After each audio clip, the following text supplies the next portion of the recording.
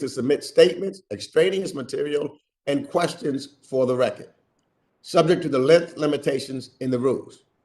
To insert something into the record, please have your staff email the previously mentioned address or contact full committee staff. As a reminder to members, please keep your video function on at all times, even when you are not recognized by the chair. Members are responsible for muting and unmuting themselves. And consistent with House rules, staff will only mute members as appropriate when they are not under recognition to eliminate background noise. I see that we have a quorum, and I now recognize myself for opening remarks. I want to begin by thanking our three witnesses for joining us here today. And I know that the challenges we face in Latin America and the Caribbean are very difficult. But I'm confident that the expertise and experience all three of them have will empower the Biden administration to make policy decisions that are both effective and impactful towards the region. Of course, one of the greatest hurdles Latin America and the Caribbean faces today is the COVID-19 pandemic, which has hit the region harder than almost anywhere else in the world. No more than ever, the United States leadership is needed to assist our neighbors in the region. The United States has successfully delivered almost 60 million vaccines to Latin America and the Caribbean. Now, this is an important first step, but more U.S. leadership is needed to assist our neighbors in the region, and we'll need to drastically ramp up that number and do it fast. We also need a long-term strategy for bolstering the economics and the economies in the region, not only to repair economic damage caused by COVID-19, but to make the region more resilient and prosperous than it was pre-pandemic. So this would have the additional benefit of making our neighbors in the hemisphere less vulnerable to places like China's growing influence. Long-term investment in Latin America and the Caribbean will help the United States create more economic opportunities to address root causes of migration. And I'm hopeful that the Biden administration will use its Build Back Better World framework to explore opportunities to address supply chain disruptions by looking to the region for solutions that would also generate jobs. And of course, as the United States looks to demonstrate its commitment to our partners in Latin America and the Caribbean, we must stand for democratic values and, of course, human rights. And I'll be blunt. Democratic pillars and institutions have rapidly deteriorated throughout the region over the last few years. Haiti, for example, has become a near collapsed state with only 10 elected senators remaining, a de facto interim prime minister, and very little domestic backing, and a growing gang presence spreading across the county. In El Salvador, President Bukele has surgically dismantled many of the hard-fought democratic institutions that have been put in place over the last 30 years and has quickly expanded the power of the executive with blatant authoritarian displays. In Guatemala, the relative success of the now defunct anti-corruption mechanism, CCG, has been swiftly erased as the current government has thwarted several investigations into corruption allegations against political and private sector officials. In Nicaragua, Daniel Ortega was sworn in for the 5th term last month after winning a blatantly rigged election. And I also continue to be deeply concerned for the well-being of civil society and opposition leaders in Cuba and Venezuela. But I also believe there is no reason why the United States can't actively denounce the Cuban and Venezuelan government's oppressive actions while also calling for a renewed policy of engagement. President Obama showed us that the best way to support democratic change in Cuba is by establishing a strong U.S. presence in the country and engaging with the Cuban people. And on Venezuela, I believe that President Biden is uniquely positioned to bring the opposition and Nicolas Maduro's government together to engage in a real dialogue towards a negotiated solution. And I stand ready to assist the administration in this issue however I can. The situation in the region today is challenging, but I also see a special opportunity for the United States. I remain optimistic that we will use this time to deepen our engagement with new leaders emerging in countries like Chile and the Honduras, and listen to voices from communities that have been historically marginalized from tables of decision-making throughout the region. In my capacity as chair, I will continue to work with my colleagues on this committee, as well as with the three of you that are testifying today, to deepen our commitments to the region and best support the people of Latin America and Caribbean. I look forward to hearing from our distinguished witnesses and how we can make that happen. I now recognize Ranking Member McCall for his opening statement. Thank you, Chairman Meeks, for hosting this hearing. It's great to see a full committee hearing on Western Hemisphere. I appreciate you doing this. I want to thank Assistant Secretaries Brian Nichols and Todd Robinson, as well as Assistant Administrator Marcela Escobari for joining us today. And I look forward to working with all of you to create a more stable, secure, and prosperous Western Hemisphere. You know, we used to have something called the Monroe Doctrine.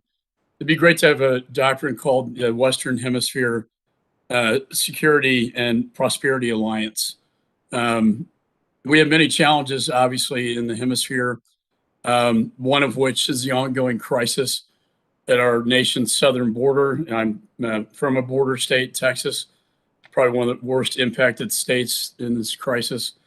I've been there many times, both as a federal prosecutor when I chaired Homeland Security, and I've witnessed the migration crisis many times, but this one is, I would have to say, the worst I've seen. And I was on a trip last year. I saw a 5-year-old girl all by herself in a detention center. She was crying, didn't know where she was or where her family had gone because they weren't with her. And it was just really heartbreaking. She was one of dozens of children and hundreds of adults I saw when I was there. And I've seen that movie many times. For the last year, the Biden administration said they would confront this humanitarian crisis. And I would argue it's probably the greatest human trafficking crisis in our lifetime. Vice President Harris was tasked to address this and the root causes of illegal immigration. Yet the situation is getting worse, not better. And I do think, Mr. Chairman, we need to get to the root causes of migration. And the security is one issue, but getting to the reason why people are leaving is really the other. And I think, as I talked to the ambassador from Guatemala, puts it so well, I need trade, not aid. I think private investment is a solution here as well as trade.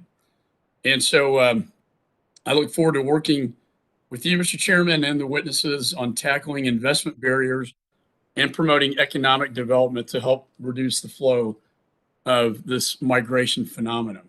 I think we also need to identify the industries and American companies that can be more involved down there. And I'll have particular questions about what is DFC and USAID doing down there to help with this problem. And that's why we set up DFC really in the first place by law.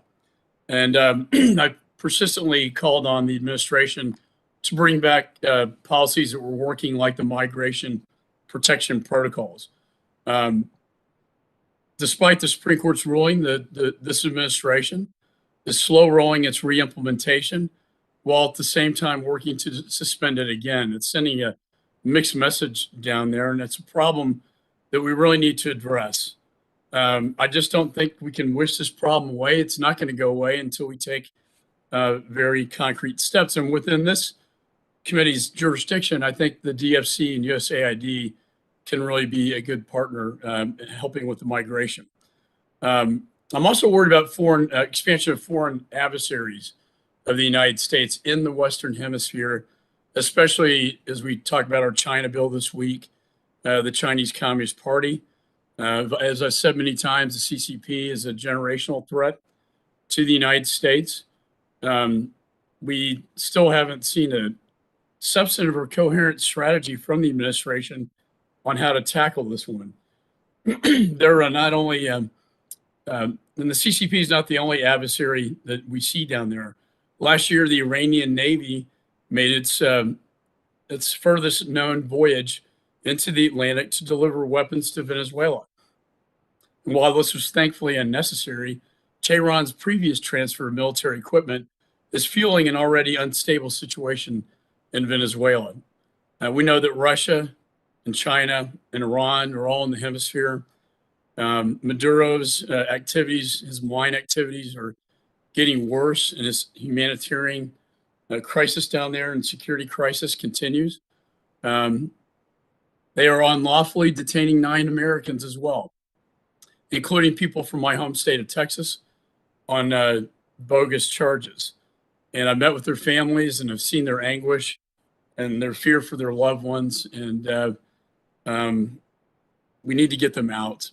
So I implore the administration to help to bring them home and to bring this hostage crisis to an end. The same goes for the administration's stance against the Cuban regime. As Americans, we have a moral obligation to support the democratic aspirations of the Cuban people against their communist oppressors who've taken over that country for the last 62 years. But we haven't seen a lot of talk, but no action really when it comes to Cuba. And I think a communist military dictatorship has no place in our Western Hemisphere. We can't just simply turn a blind eye to these crimes. So really look forward to this hearing, the testimony. Mr. Chairman, I appreciate you. I know Chairman Segraves and Ranking Member Mark Green appreciate your focus on the Western Hemisphere at the full committee level. And with that, I yield back.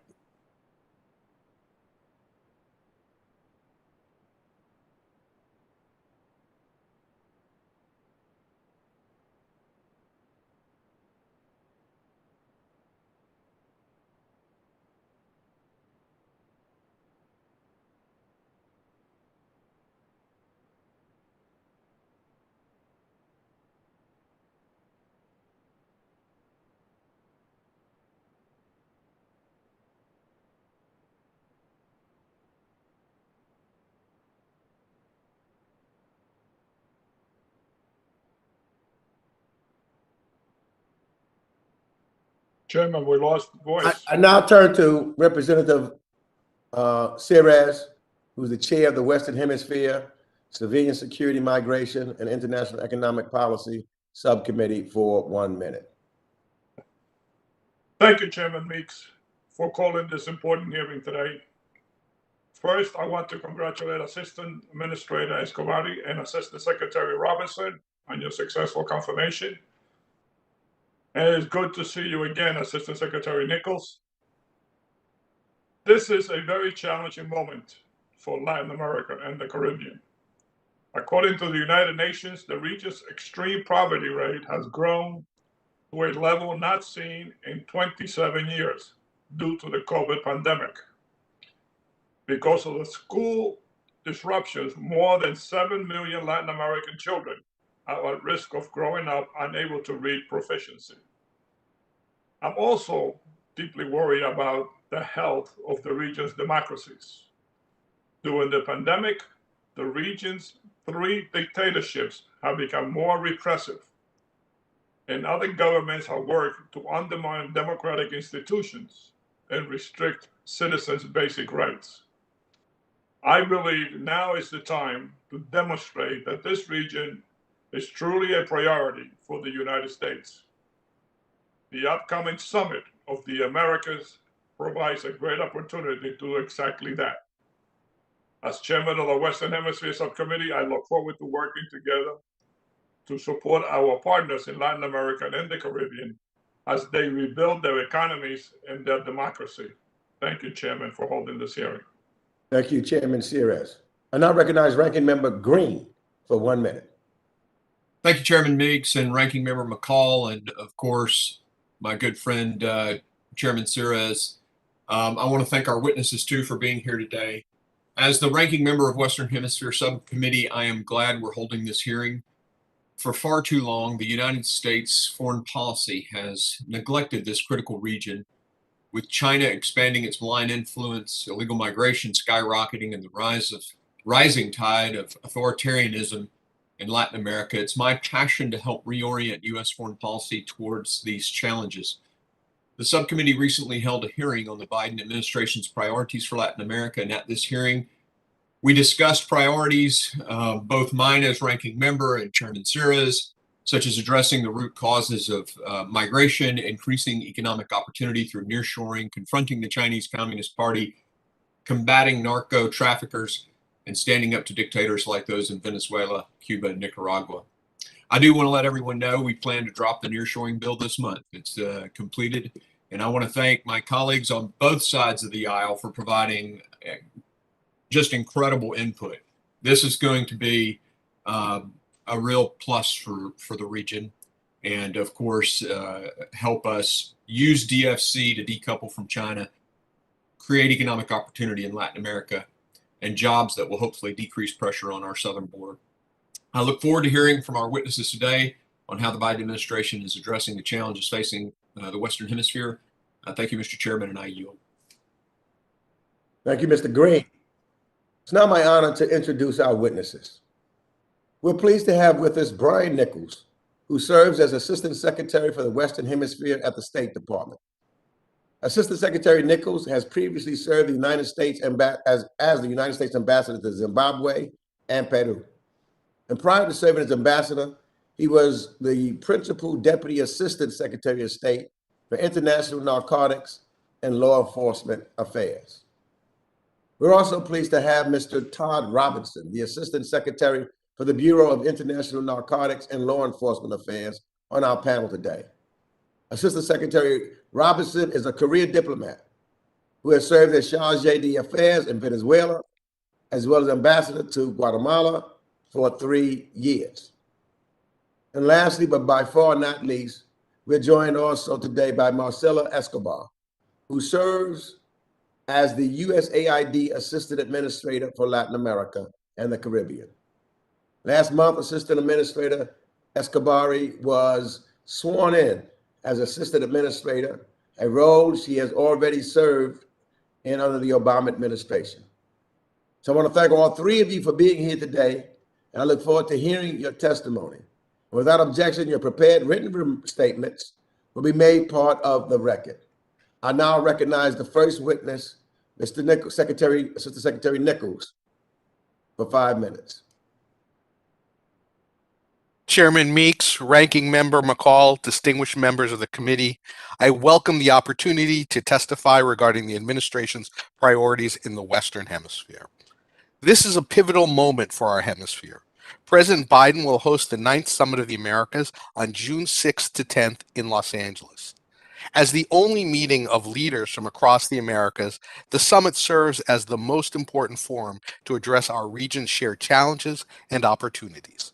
The 9th Summit marks the first time the United States will host the event since the inaugural gathering in Miami in 1994. The theme of the summit, Building a Sustainable, Resilient, and Equitable Future, represents a shared vision developed with the region's governments, civil society, and private sector. The summit will produce concrete outcomes, including in responding to the pandemic, building strong and inclusive democracies, addressing irregular migration, and increasing equity and inclusion, including by countering corruption. We will seize opportunities to promote greener economies and accelerate the clean energy transition.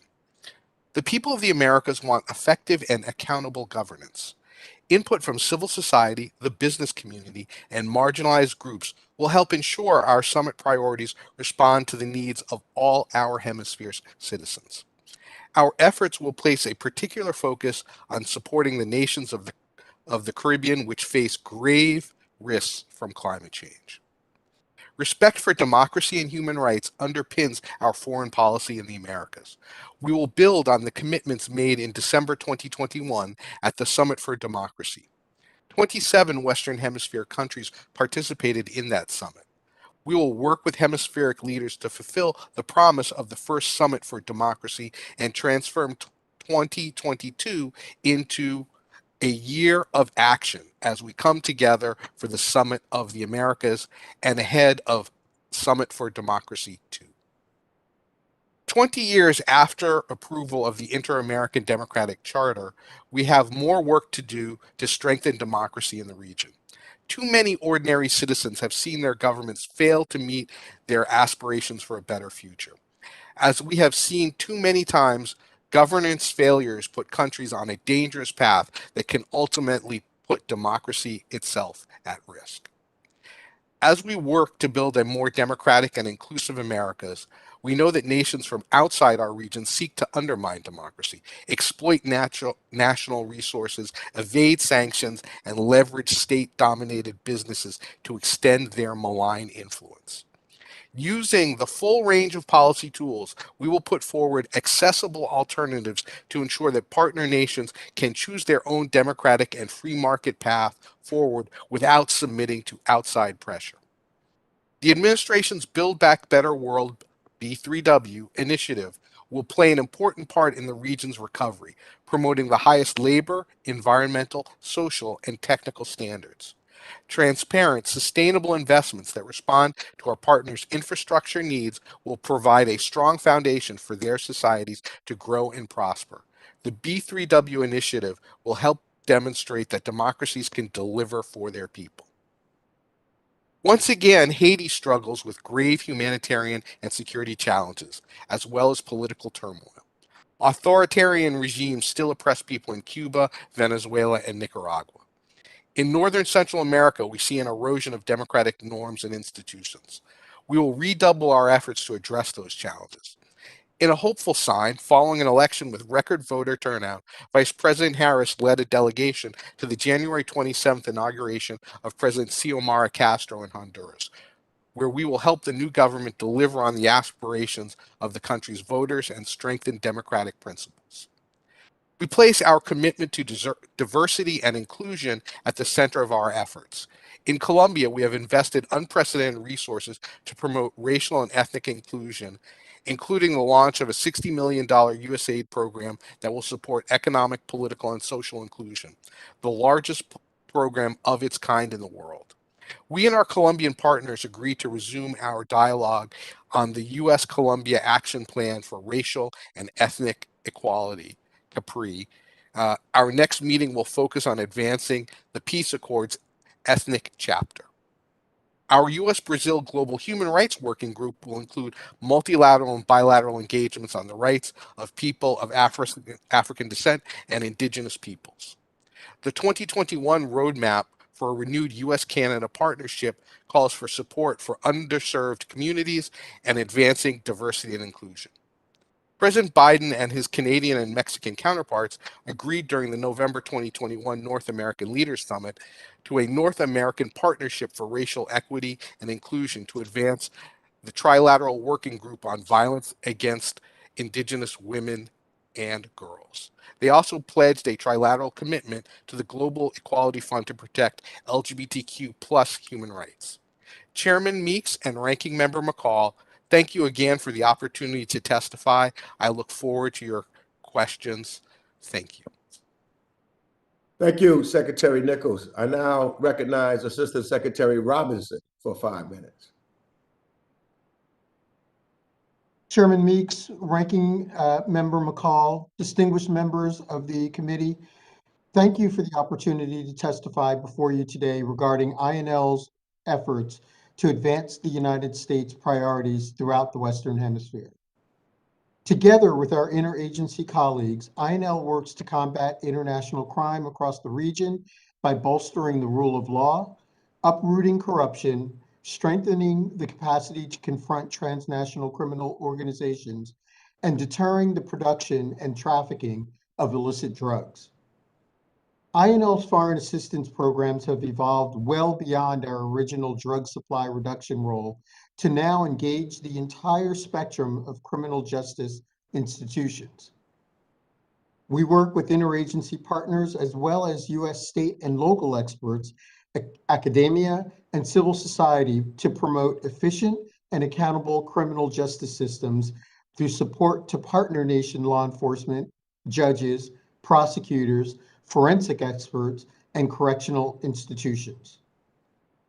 Endemic corruption erodes trust in institutions and democracy and enables authoritarianism and violence and irregular migration, which we've seen for from Haiti to Venezuela and Central America. In order to make real inroads, we need to work with governments, international organizations, and develop new relationships with civil society and NGOs. In Central America, INL encourages justice sector authorities to deliver trustworthy investigations and prosecutions and ensure independent judicial decisions. We continue to support civil society and watchdog groups in their efforts to expose poor law enforcement practices, advocate for justice, and support anti-corruption reforms in their countries, as no one understands these challenges better than those whose livelihoods suffer because of it.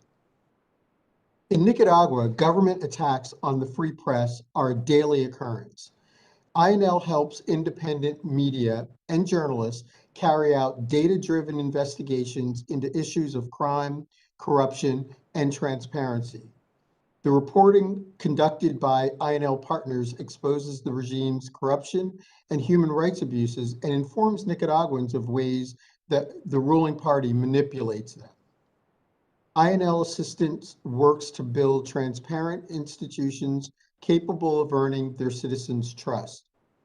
This includes efforts on police professionalization and community-based policing support, as well as programs to establish internal affairs sections and reform human resources practices.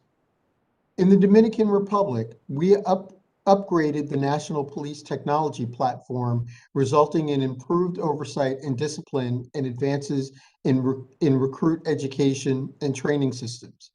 In Colombia, INL supports efforts to expand the reach of police in rural areas, fundamental to full implementation of the peace accords, citizen security, and stemming the flow of narcotics. We also support institutional reform within the Colombian National Police by incorporating human rights, diversity, and inclusion principles into police education, protocols, and processes. In November, I visited Haiti to emphasize the need to strengthen police anti-gang capabilities while ensuring police and correctional accountability and transparency. We see increasingly aggressive tactics such as the kidnapping of American citizens, control of transport routes, leading to fuel scarcity, and the proliferation of gang violence, which is now the country's primary security concern. I want to thank the committee for your support as we provide additional embedded advisors, training, vehicles, and protective equipment to build capability on top of our support for institutional capacity building of the national police and correctional systems. We also need to address the financial side of criminal organizations in the Caribbean. INL has provided over $10 million to promote effective justice systems and counter illicit finance networks to disrupt transnational and complex crime. This effort led to the passage and implementation of civil asset recovery legislation in 6 countries, resulting in $6 million in pending or seized cash and $65 million in frozen property assets. All of these challenges contribute to an environment that is ripe for drug trafficking, and we have seen the cost of that in the United States, with more than 100,000 individuals dying of drug overdose between June 2020 and June 2021. Our partnership with Mexico works to cut off the illicit synthetic drugs produced there. In October, I joined our delegation to modernize and expand our bilateral security cooperation agreement. This framework adopts the Biden administration's drug policy priorities and sets the stage for a more comprehensive approach to advance the security and well-being of both countries, including addressing drug addiction, reducing weapons trafficking, preventing the diversion of precursor chemicals, and disrupting transnational criminal organizations.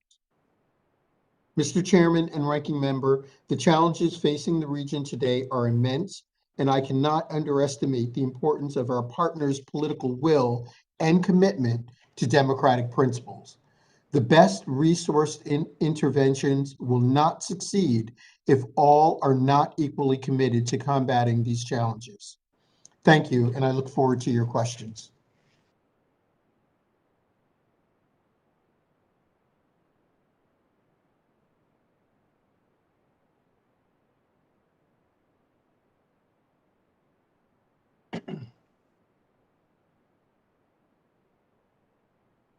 Thank you, Secretary Robinson. I now recognize Assistant Administrator Escobari for 5 minutes. Chairman Meeks, Ranking Member McCall, distinguished members of the committee, thank you for the opportunity to testify today. We are grateful for this committee's interest in the region and ongoing bipartisan support for our work. USAID's mission is first and foremost to build local capacity because it ensures that not only the sustainability of our efforts, but also that the technology and the know-how that we bring can be successfully adapted to local contexts. Our ambition to make meaningful change also means that we must leverage others, the private sector, other donors, and interagency partners to meet the growing sense of urgency demanded by the realities on the ground. COVID-19 is the most urgent and the most immediate threat to Latin America and the Caribbean, and has resulted in decades of lost development gains. USAID is providing tailored country-specific support to help governments turn vaccines into vaccinations. We're also helping treat those that are affected, for example, by working with health ministries to minimize the risk of transmission and prevent infections in healthcare facilities. And we have to continue to confront the secondary effects of this pandemic, such as the education losses that Representative Cyrus mentioned. But even as we fight the acute challenges of COVID-19, USAID continues to advance U.S. efforts to promote democratic values and practices. This includes supporting civil society, independent media, and human rights activists in Cuba, Nicaragua, and Venezuela, as well as in other countries struggling with corruption and challenges to democracy and human rights. COVID-19 and autocratic governments are just two of the issues driving people to migrate from countries in Latin America and the Caribbean. And we realize that this is a regional challenge. We are building partnerships in Northern Central America to provide economic opportunity, improve governance, and strengthen citizen security. We also support efforts to expand access to legal pathways for migration by building the capacity of these governments to transparently recruit workers from their countries and match them to seasonal work opportunity here in the US. We also continue to provide urgently needed humanitarian assistance, both for vulnerable people inside Venezuela and for Venezuelan migrants and refugees throughout the region. This includes food and health support, access to economic opportunities, and support to host governments to address the needs of Venezuelan refugees and migrants in their own communities. Haiti is also a top priority for USAID in the region. We are working both in the long term, for example, by promoting economic growth, job creation, and agricultural development, but also in the near term by combating food insecurity. And while USAID has been a steadfast partner supporting efforts to improve the everyday lives of Haitians, we are clear-eyed about the challenges ahead.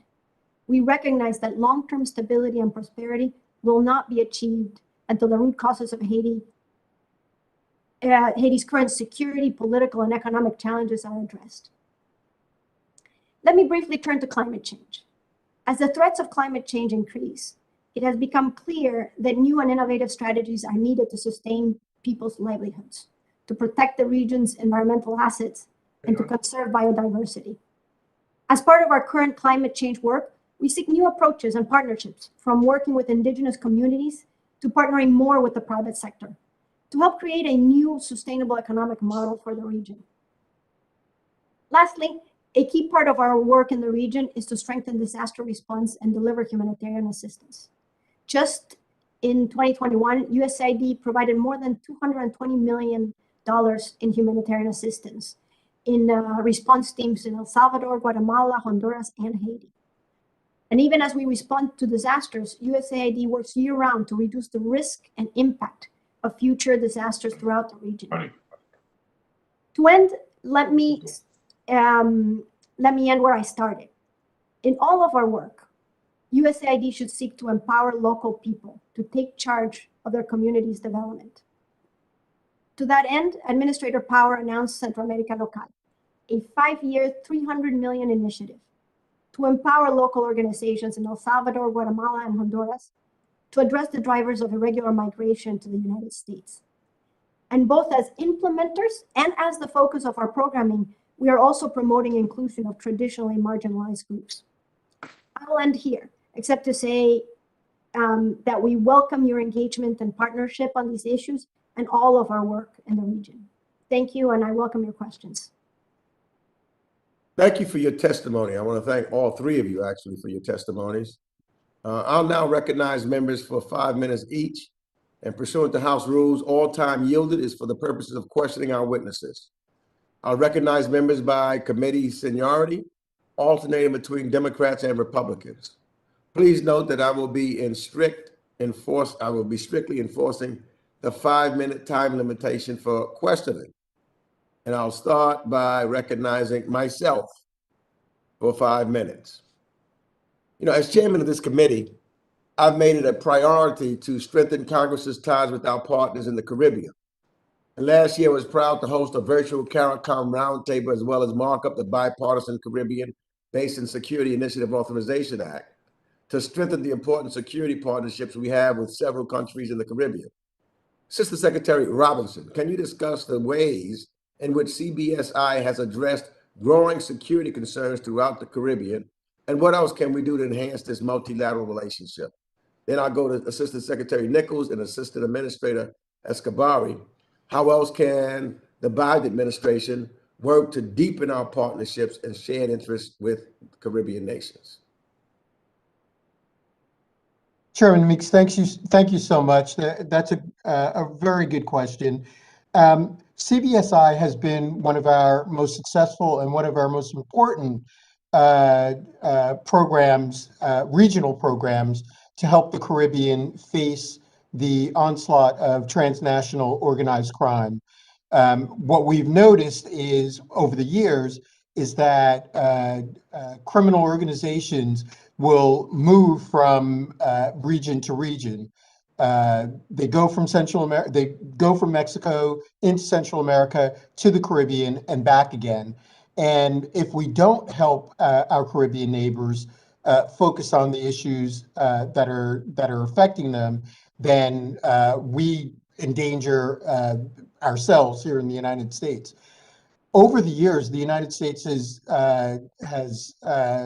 resourced about $10 million to help our Caribbean partners focus on transnational organized crime, upgrading their security, giving them the capabilities to do model legislation on asset recovery. They are recovering assets now and using those resources to modernize and upgrade their police forces. We are helping them strategize and talk amongst themselves to combine their resources and focus on security and transnational organized crime. We continue to work with them on upgrading and modernizing CARICOM impacts so that they can focus on their equipment and their training, and we will continue to do that. So all of those things are ways that we can help our Caribbean partners focus on security in their region, which helps us focus on security in our region. Let me thank you for that. My time is this time goes real quick. So can Assistant Secretary Nichols or Escobari, anything you want to add to that real quickly? I'll just note that we're focused on supporting the transition to a greener economy. We look forward to leveraging Development Finance Corporation and Build Back Better World resources to support the Caribbean as it transitions to a greener economy and to help them with their infrastructure needs as well. I hope that in the future we'll be able to bring greater flexibility to our engagement with Caribbean nations, which are often upper middle income countries, which limits the tools that we have. But I know that we have $11.4 billion in climate finance funding that we hope we'll be able to spend on Caribbean countries as well as other parts of the world, obviously. Let me stay with you for a second, Secretary Nichols. You know, I'm very involved with African, Colombian, and indigenous peoples in Colombia.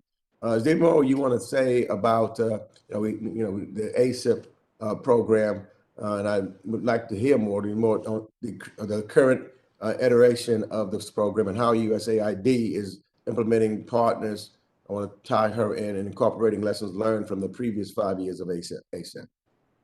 So I'll just note that we're pleased to have a very comprehensive approach in engaging our Afro-Colombian and indigenous partners through scholarships, development programming, exchanges, political training, English language education.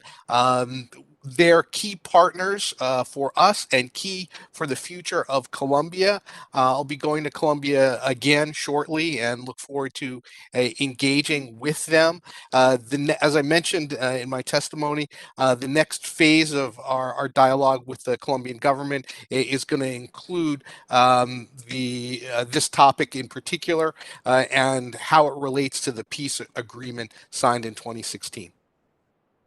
I see that I'm out of time, and I really wanted to hear from the administrator. But if we have time, I'll come back. So my time has expired. I now recognize Ranking Member McCall for 5 minutes. Thank you, Mr. Chairman. Secretary Nichols, we're debating a China bill this week.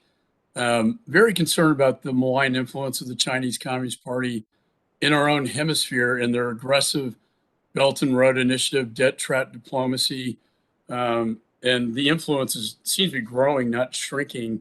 And then recently, a White House official recently said on a call discussing China and Latin America, quote, any country that is investing in economic prosperity, security, and social well-being of the countries of the region are advancing U.S. national security interests and are welcome as far as we're concerned. On a question regarding China's investment in the Western Hemisphere, that raises some concerns for me. Could you perhaps explain that quote from the White House? But then also, what is your larger strategy to counter the CCP's malign influence? Thank you very much, Ranking Member McCall. I could give you my view, which is that we need to aggressively engage partner nations throughout the hemisphere with concrete and positive alternatives to PRC investment, engagement, emoluments. The Chinese often offer infrastructure projects wrapped in debt. They pay themselves back first. They leave countries impoverished. When they deploy infrastructure like 5G technology, it includes backdoors and hidden systems that countries may not be aware of. We work very hard to educate those nations on the realities of what that means for them.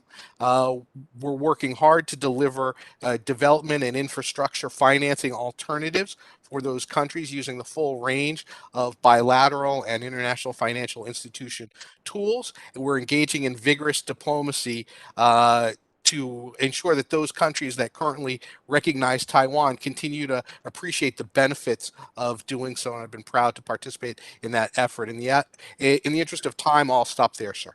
And thank you. And that's one of the reasons we passed put into law the Development Finance Corporation was specifically to help in these developing nations to counter the CCP's influence. And so that kind of leads me to my next question. I know the threat, and I know we really just need to compete with China in the hemisphere. And we're waking up to this now, and that's why Congress acted with the DFC. But when we get to immigration, I'd like to focus on particularly Central America. As I said earlier, I think private investment and trade are really tools that we can use to help lift the economies of scale to get to the root causes of why people are leaving as the ambassador from Guatemala said, I don't want a generation of children leaving my country. It's not something they want to see, but the poverty is so bad down there. And so can you tell me specifically what the DFC is doing to help with this root cause phenomena, and also USAID? So I'll defer the USAID part to my colleague Marcela Escobari, but the leveraging the DFC is part of a broader approach that will provide investment resources in partnership with the private sector for the countries in the region. I'd also like to highlight the Vice President's Call to Action program, which is generated $1.2 billion in investment commitments for Central America, particularly including companies like PepsiCo, Microsoft, Nescafe, that's leading to concrete jobs in the northern tier countries there. DFC can play a crucial role. DFC has led trade delegations and visits to the region, and we expect to have another trade delegation to the region in the coming weeks and months ahead, depending on the pandemic. I'll defer to Marcela for the rest.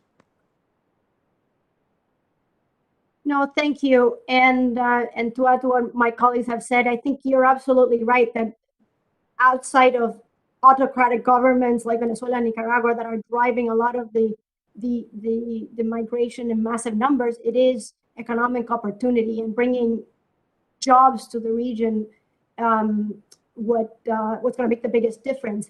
In terms of what USAID does, it complements the work of trying to attract companies to the region by creating the right enabling environment, right? Regulatory and tax regimes that create a welcoming business environment, access to affordable and reliable energy and public services, improve trade facilitation, and making sure that goods can move from these borders seamlessly, and just create the right rule of law and security conditions, which is what business needs to engage in the region. Thank you. And I know we have a meeting. I know in the future. One thing that troubles me is the last comment I'll make it.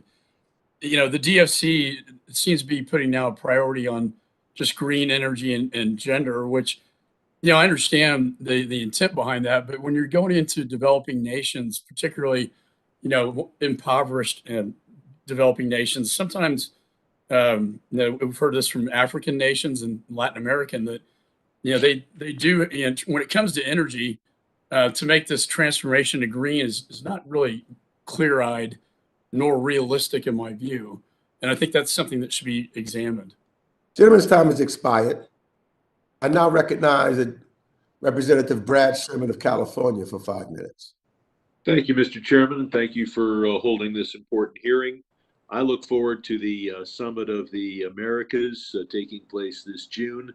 I want to commend the administration for the wisdom to hold that conference and summit in the city of Los Angeles, and hope that that the Congress and especially our committee are very involved in that summit. I want to commend to my colleagues the bill I'm working on with Mr. Hey, Alex, what is the name of the guy that is a FARC member that's running in Colombia for president? Mr. Sears, put yourself on mute, please. Thank you, Mr. Chairman. The Tropical Forest and Coral Reef Conservation Act, which will be added to the Competes Act that's on the floor today, I think that is an important step and might be particularly important with regard to preserving the Amazon forest.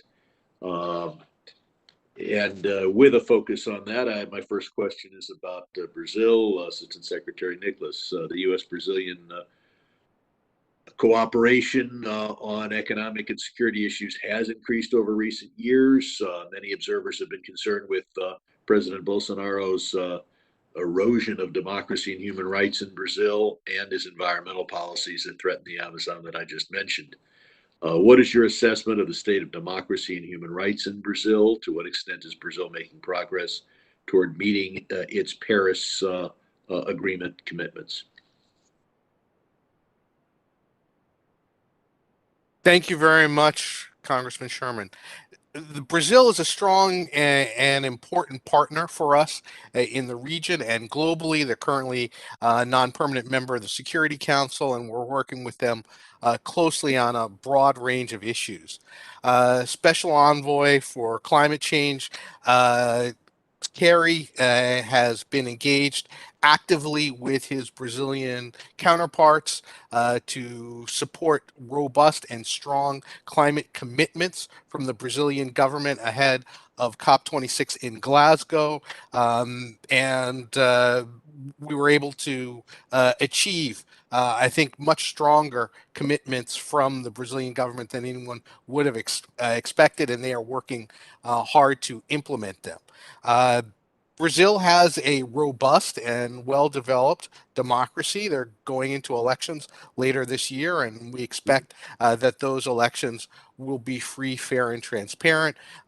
We have engaged frequently with the Brazilian government at multiple levels around issues of democracy, human rights, the rule of law, as well as support for our neighbors in the region, such as Haiti. I'll leave it there, sir. I'll ask now, to what extent is the Biden administration encouraging Brazil under the framework of the U.S.-Brazil Joint Action Plan to eliminate racial and ethnic discrimination and promote equality? Thank you very much. As I said in my opening remarks, that is a priority for us, and we look forward to holding in-person discussions on that topic as soon as the Omicron wave conditions permit. We have, I think, a great commonality with Brazil in that we have very diverse countries with significant Afro-descendant as well as other minority groups. Turning to Mexico, President Obrador remains popular, but his critics contend that he's concentrated power in the executive, funded independent agencies and government regulators, criticized the independent media, and pursued politically driven, in their view, anti-corruption agenda. How do you evaluate the level of democracy in Mexico, which has maintained a democracy for so many decades? Well, Mexico is a crucial partner for us and a key democratic country in the region. I was in Mexico when they transitioned from one-party rule to democracy in 2000, and I believe that they continue on that path. We are deeply engaged with President Lopez Obrador and the entire Mexican government on a whole host of issues, which I'd be happy to get into with you should you wish. And I'd point out that the president of Mexico has arguments on his side of democratic issues, and I yield back. Gentleman yields back. I now recognize Representative Chris Smith of New Jersey, who's the ranking member of the Subcommittee on Africa, Global Health, and Global Human Rights for 5 minutes. Thank you, Chairman Meeks, for convening this important hearing, and welcome to our distinguished witnesses. I would like to just raise an issue. You know, the Russian government, as we know, regularly pursues vendettas against people beyond its borders, harassing and sometimes even murder, but certainly harassing people who are on Putin's circle target list for various reasons. The Kremlin's sadistic pursuit of the Bitkov family is a case in point. Bill Browder, and many of you know Bill Browder, he's the man who inspired the Magnitsky Act for both Russia and now the Global Magnitsky Act. He's an amazing human rights advocate. He walked into my door here in Rayburn some years ago and brought in a briefer, and then I've worked with him ever since, about the Bitkovs. And the concern here is, and I would ask this to Secretary Robinson, that while he served as ambassador to Guatemala from 2014 to 2017, the Bitkovs were victims of a crime syndicate linked to the government agency RENAP that sold falsified documents, desperately seeking refuge from Putin's persecution. And the daughter, her Anastasia, was actually raped as they tried to steal their business in Russia. Well, the whole family was persecuted beyond words, and I actually convened a hearing in April of 2018 of the Commission on Security and Cooperation of Europe, which I chaired, and we heard what was actually happening to these people. Can you imagine getting 19 years for what is the equivalent of passport fraud, 14 years for the wife, and the daughter, Anastasia, 14 years a prison sentence as well. Right after my hearing, there was some letting up of, because this is a terrible, terrible cruelty being committed against a family that's fleeing Putin and fleeing the long reach of his bully boys. Like I said, Igor got 19 years in prison. And the problem has been, and this came out in our hearing, and Bill Browder certainly amplified it, and I think he's an impeccable source of information, was that the U.S.-funded UN Commission Against Impunity in Guatemala, or CICIG, which was meant to protect the most vulnerable and to root out corruption, was part of this terrible, terrible crime against this family. And it continues. So my question to Assistant Secretary Todd Robinson is this. Were you aware of this? If not, why not? And if you were aware, what did you do to counter the influence of VTB? Again, this is Putin's bank influence on CICIG. And did you ever meet with the Putins, with the Bitkoffs? I mean, I've talked to them on the phone. I haven't met them personally several times. I've also had them and their lawyers testify at our hearing. You know, this is a terrible crime of injustice against this family, and it's ongoing. I understand on January 22nd, the Bitkoffs actually filed suit against Mr. Robinson in Guatemala. They are concerned about what has happened, and they are at risk of being killed. So, you know, rarely have I ever seen such a gross miscarriage of justice, and we know this is what Putin does. So if you could, Mr. Secretary. Congressman Smith, thank you for your question. My understanding is that the Bitkoffs were caught in an investigation of RANAP, and it was found that they had bought illegal documents. The case was brought to trial. The Bitkoffs were found guilty, and they were sentenced. I don't know anything about a relationship between this bank that you mentioned and CICIG. I do know that CICIG was for 10 years supported by the international community, largely by the United States, to help Guatemala fight. I understand. Corruption. Mr. Secretary, what was the Bitcoffs? Did you intervene on their behalf? I mean, we raised these issues after, again, Bill Browder made me aware of them. I was not aware of them. And my heart broke for what these people have endured. And that sort of Damocles is still over their head. Russia wants them back.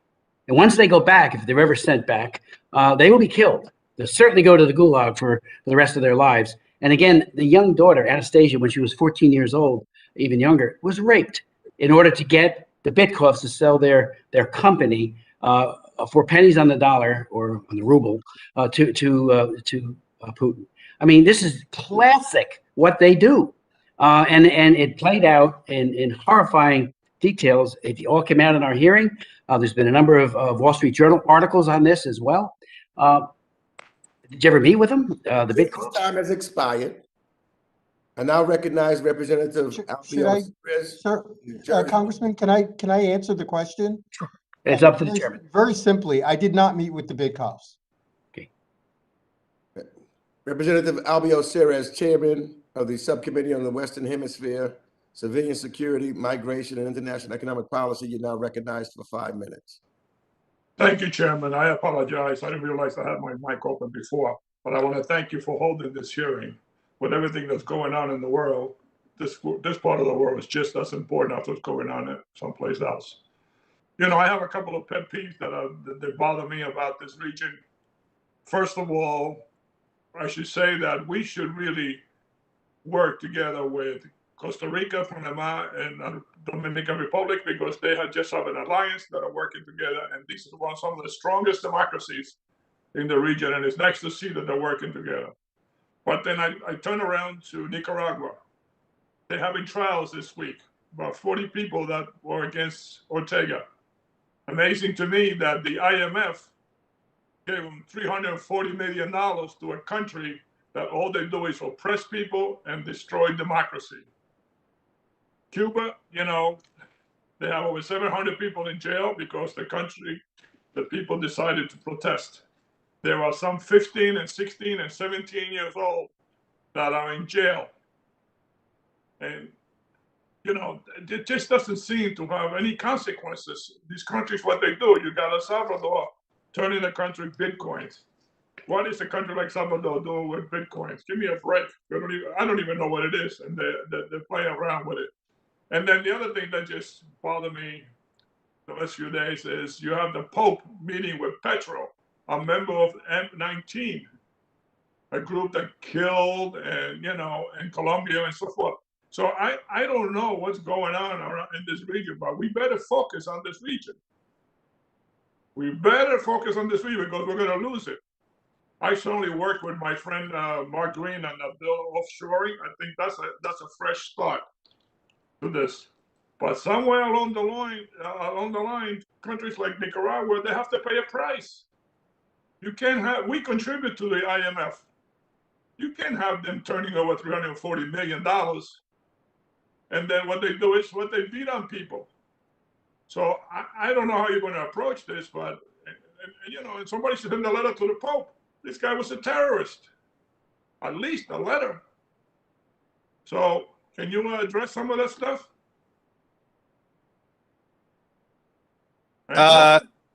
Thank you. Thank you, sir. Maybe I'll start, and then if my colleagues want to jump in. I share many of your concerns, and I'll just note that with regard to Cuba, the administration has placed multiple rounds of sanctions on the Cuban military and the Cuban Interior Ministry.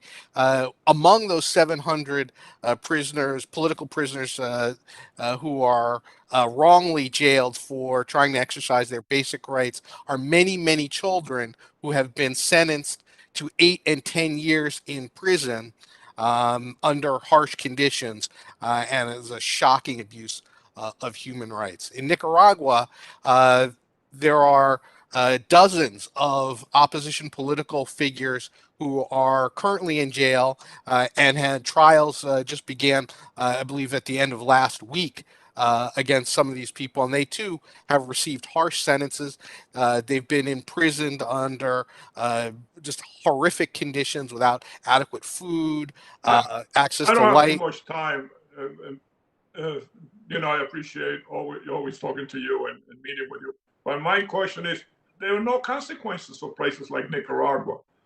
I mean, it's just, they do whatever they want. You got the IMF. Who's keeping track of the money that we give to the IMF? So make sure that countries like this don't get the money. Because you know that it's not going to the people, it's going to their pockets. So we've imposed multiple rounds of sanctions on the Nicaraguan Ortega Murillo regime, passed several resolutions within the Organization of American States condemning their conduct, and they are on a road to expulsion from the Organization of American States with the direction that they are going. The Secretary General is charged with meeting with the Ortega Murillo regime to discuss their behavior. However, they have not received him yet. And then on the IMF, when Nicaragua was receiving their special drawing rights, which were granted as a pandemic stimulus to all countries. But they don't use it for the people. Only 12% of the people in Nicaragua are vaccinated. I mean, we have to do a better job than just lining up these people's pockets. You know, I'm not saying, I'm not blaming you. I'm just saying that we should be, you know, at least have a little more oversight on some of this stuff. We do give a lot of money to the IMF. The gentleman's time has expired. I'm sorry, Chairman. Thank you. I now recognize Representative Steve Shabbat of Ohio, who's the ranking member on the Subcommittee of Asia, the Pacific, Central Asia, and Nonproliferation for 5 minutes. Thank you, Mr. Chairman, and thank you all the witnesses for being here today. As the chairman mentioned, I'm the ranking member of Asia and Pacific, so I would like to focus my initial questions here And Ranking Member McCall already touched on this, but could you tell us what is the administration's view relative to China's growing footprint and influence on Latin America and the Caribbean? And what is the administration doing to counter this trend and show that the United States really ought to be the preferred partner here? You know, this is our backyard. It's certainly not theirs, but they've made incredible strides in recent years. What's the administration doing about that? Well, I'll start off, Representative Shabat. As I said earlier, we work hard to ensure that countries have their eyes open when they are dealing with China. We're not saying that trade relations with China are off limits, but we're saying countries need to have their eyes open. They need to understand that China regularly violates labor rights, that China's infrastructure projects come wrapped in debt, that their telecommunications programs and infrastructure often have backdoors, and we want to make sure that they are educated. We want to use the tools that we have to counter Chinese propaganda, make sure that publics understand exactly what China is doing. We're working to highlight China's frequent use of illegal and unregulated and unlicensed fishing in the waters of nations throughout South America. And our goal is to also provide a positive alternative for countries that seek private sector-led engagement and investment. And we work through things like the Development Finance Corporation, USAID, and Build Back Better World as ways to engage those countries to meet their development needs. All right, thank you. As you probably know, the majority's attempt to deal with China this week is this Competes Act, which probably should have been called the Concedes Act, unfortunately. So I think they've missed the mark there, and it's really a shame. And the president, when they issued their report about what this bill is all about, didn't even mention the word China in it, which was most unfortunate. But my time's limited, so let me go to the next question. I also happen to be the co-chair of the Congressional Taiwan Caucus and one of the original founders of the caucus, too, a couple of decades back. And Latin America is home to a number of the remaining countries on Earth who actually are recognize Taiwan or remain diplomatic partners. Unfortunately, Taiwan just lost Nicaragua thanks to Ortega's desperation to cling to power. So I'd like to know, what efforts has the administration made to support Taiwan's presence in the region and encourage countries to partner with them, especially the nations that still recognize Taiwan rather than the PRC? Thank you very much, sir. I'll note that I was just with the vice president in Honduras last week, and she raised this issue with incoming President Castro there, and we believe that that relationship will will stay strong. Taiwanese were present at the inauguration, and President Castro has stated her intent to continue relations with Taiwan. We have raised this issue with all 8 of the countries that recognize Taiwan in our hemisphere. We continue to talk about the benefits of that relationship and the shared values of respect for democracy and human rights that Taiwan espouses, and the benefits that we all receive from an active Taiwan in our hemisphere. And we will continue to do that vigorously with their partners around the hemisphere. Well, let's continue. Let's work with them as much as we can, because obviously the PRC is throwing a lot of weight and a lot of money around, and we definitely need to support Taiwan on this. Let me try to squeeze one more question. I'm also the co-chair of the Israel Allies Caucus, and I'm particularly concerned about comments made by Chile's new left-wing president regarding Israel, especially when so-called human rights organizations like Amnesty International are essentially siding with Hamas. It seems that all the more important to push back now on the radical left's narrative that Israel is among the world's worst human rights abusers, which is laughable. What discussions have you had or do you plan to have regarding Israel and anti-Semitism with respect to President Boric? The gentleman's time has actually expired, so maybe they could answer that in writing for you. I will now recognize Representative Bill Keating of Massachusetts, who's the chair of the Subcommittee on Europe, Energy and the Environment and Cyber, for 5 minutes. Mr. Chair, I think myself and other Democratic members are going to defer to Representative Wild at this time. That's okay with the chair? It's okay by me. Representative Wild. Thank you so much, Mr. Keating and Chairman Meeks. My first question is to Assistant Secretary Brian Nichols.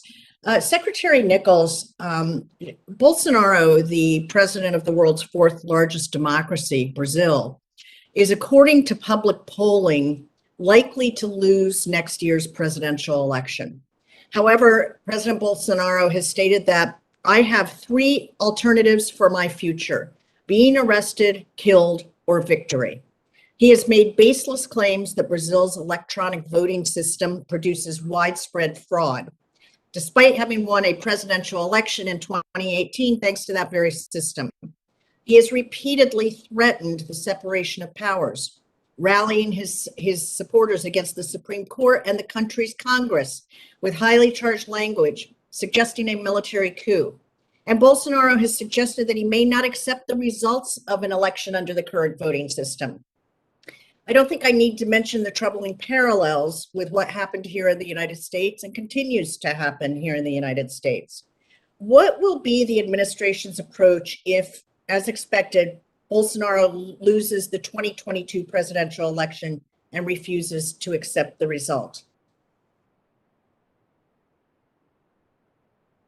The Biden-Harris administration is committed to working with partners around the world, and particularly within our hemisphere, that reach power through democratic means and who govern democratically. This is a key tenet in our relations with all the countries in our hemisphere. We have a robust dialogue with Brazil. And I note that dialogue will be intensifying as we approach the Summit of the Americas. We will continue to talk about the shared importance of democracy. We will continue to share the lessons of our own experience from January 6th.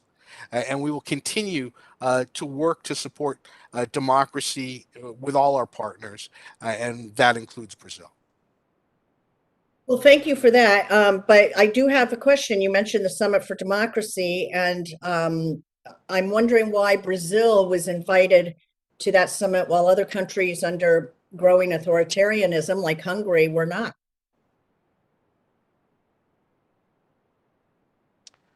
So there's a Summit for Democracy. I tried to bring together a representative grouping of democracies from around the world to discuss the issues and challenges that democracies face. Not every country could be included, but again, Brazil is a long-standing democracy, and despite the challenges that it, as well as other democracies, have faced, it's an important partner in those efforts.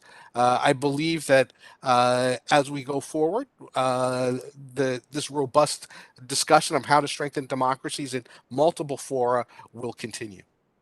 Well, thank you for that. I'd be interested to know, and obviously we are all interested in supporting Brazilian democracy. What concrete actions has the Biden administration taken to support these efforts at democracy compared to the prior administration or independently of? So we have dialogue at high levels with the government of Brazil. We're in regular contact with their national security advisor, the foreign minister, others across the political spectrum through our embassy, and we are talking all the time about our shared values for democracy and that effort. Perhaps I might defer to my colleague, the aide assistant administrator for Latin America and the Caribbean, if she wishes to make an intervention on this specific point, if that's okay. And before that happens, let me just, I'm going to give, in the interest of time, just ask my last question, which is, does the administration plan to review the designation of Brazil as a non-NATO major ally? And either one of you can answer that. I've no plans to do that that I'm aware of.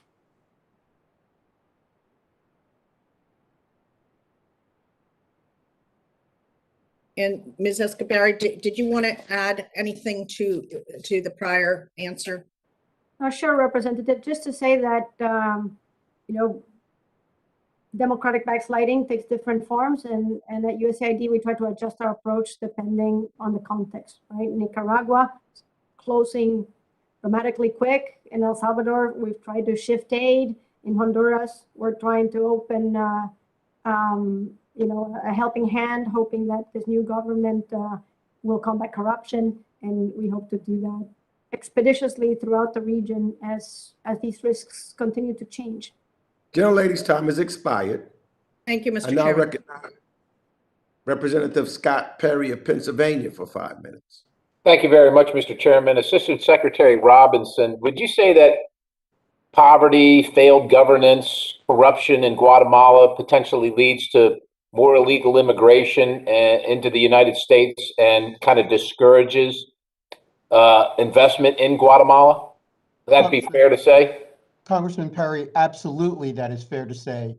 All right. One of the main reasons people are walking from Guatemala to our southwest border is because they feel like they have no opportunity in Guatemala because the system is stacked against I would find myself in agreement with you on that. But let me ask you this: is the CIG, is that a good, respectable organization in your estimation? Absolutely, sir. It is, and I just want to note here, I got this picture of you presenting a check, $7.5 million, ceremonial, of course, but to this guy, Commissioner Ivan Velasquez, back in 2017, January 2017. So I suspect that kind of was worked out with the prior administration. Mr. Secretary, are you familiar with Thelma Aldana? Aldana. What's that? Attorney General. Yes. Yeah. So you're familiar with her? You know, she was a big supporter of the CIG, right? That's correct. And you were in Nicaragua in 2015 when she was there, right? And you're probably also aware that she had 2 outstanding arrest warrants for corruption charges. Are you aware of that? That's in Guatemala. Yeah. And there are 2 arrest warrants now. They were not there in 2015. Yeah, so she was alerted in 2014 and 2015 when you were there of permanent residency cards being issued to people from Russia, China, Iran, Syria, Libya, so that they could get Guatemalan citizenship, but also U.S. citizenship. Were you aware of that? I can't imagine you weren't, but were you aware of that? I was not aware of that. Well, as our guy there, as our representative there, that's heartbreaking to me. That's I don't know that to be that. You know, she now lives as an asylee in our nation. I don't know anything about the previous claims, and I don't know that is true. I do know that she is now here. Yeah, she lives in the United States of America. In the United States, under our protection, because of false charges against her. Okay, so why don't we talk about some false charges? Are you familiar with Max Curran? I am familiar with that name. So the head of the UN's International Commission Against Impunity in Guatemala, or the ICIG, was headed by Ivan Velasquez, the guy you were handing the check to. Now they arrested this guy and threw him in a cage with a bunch of other businessmen.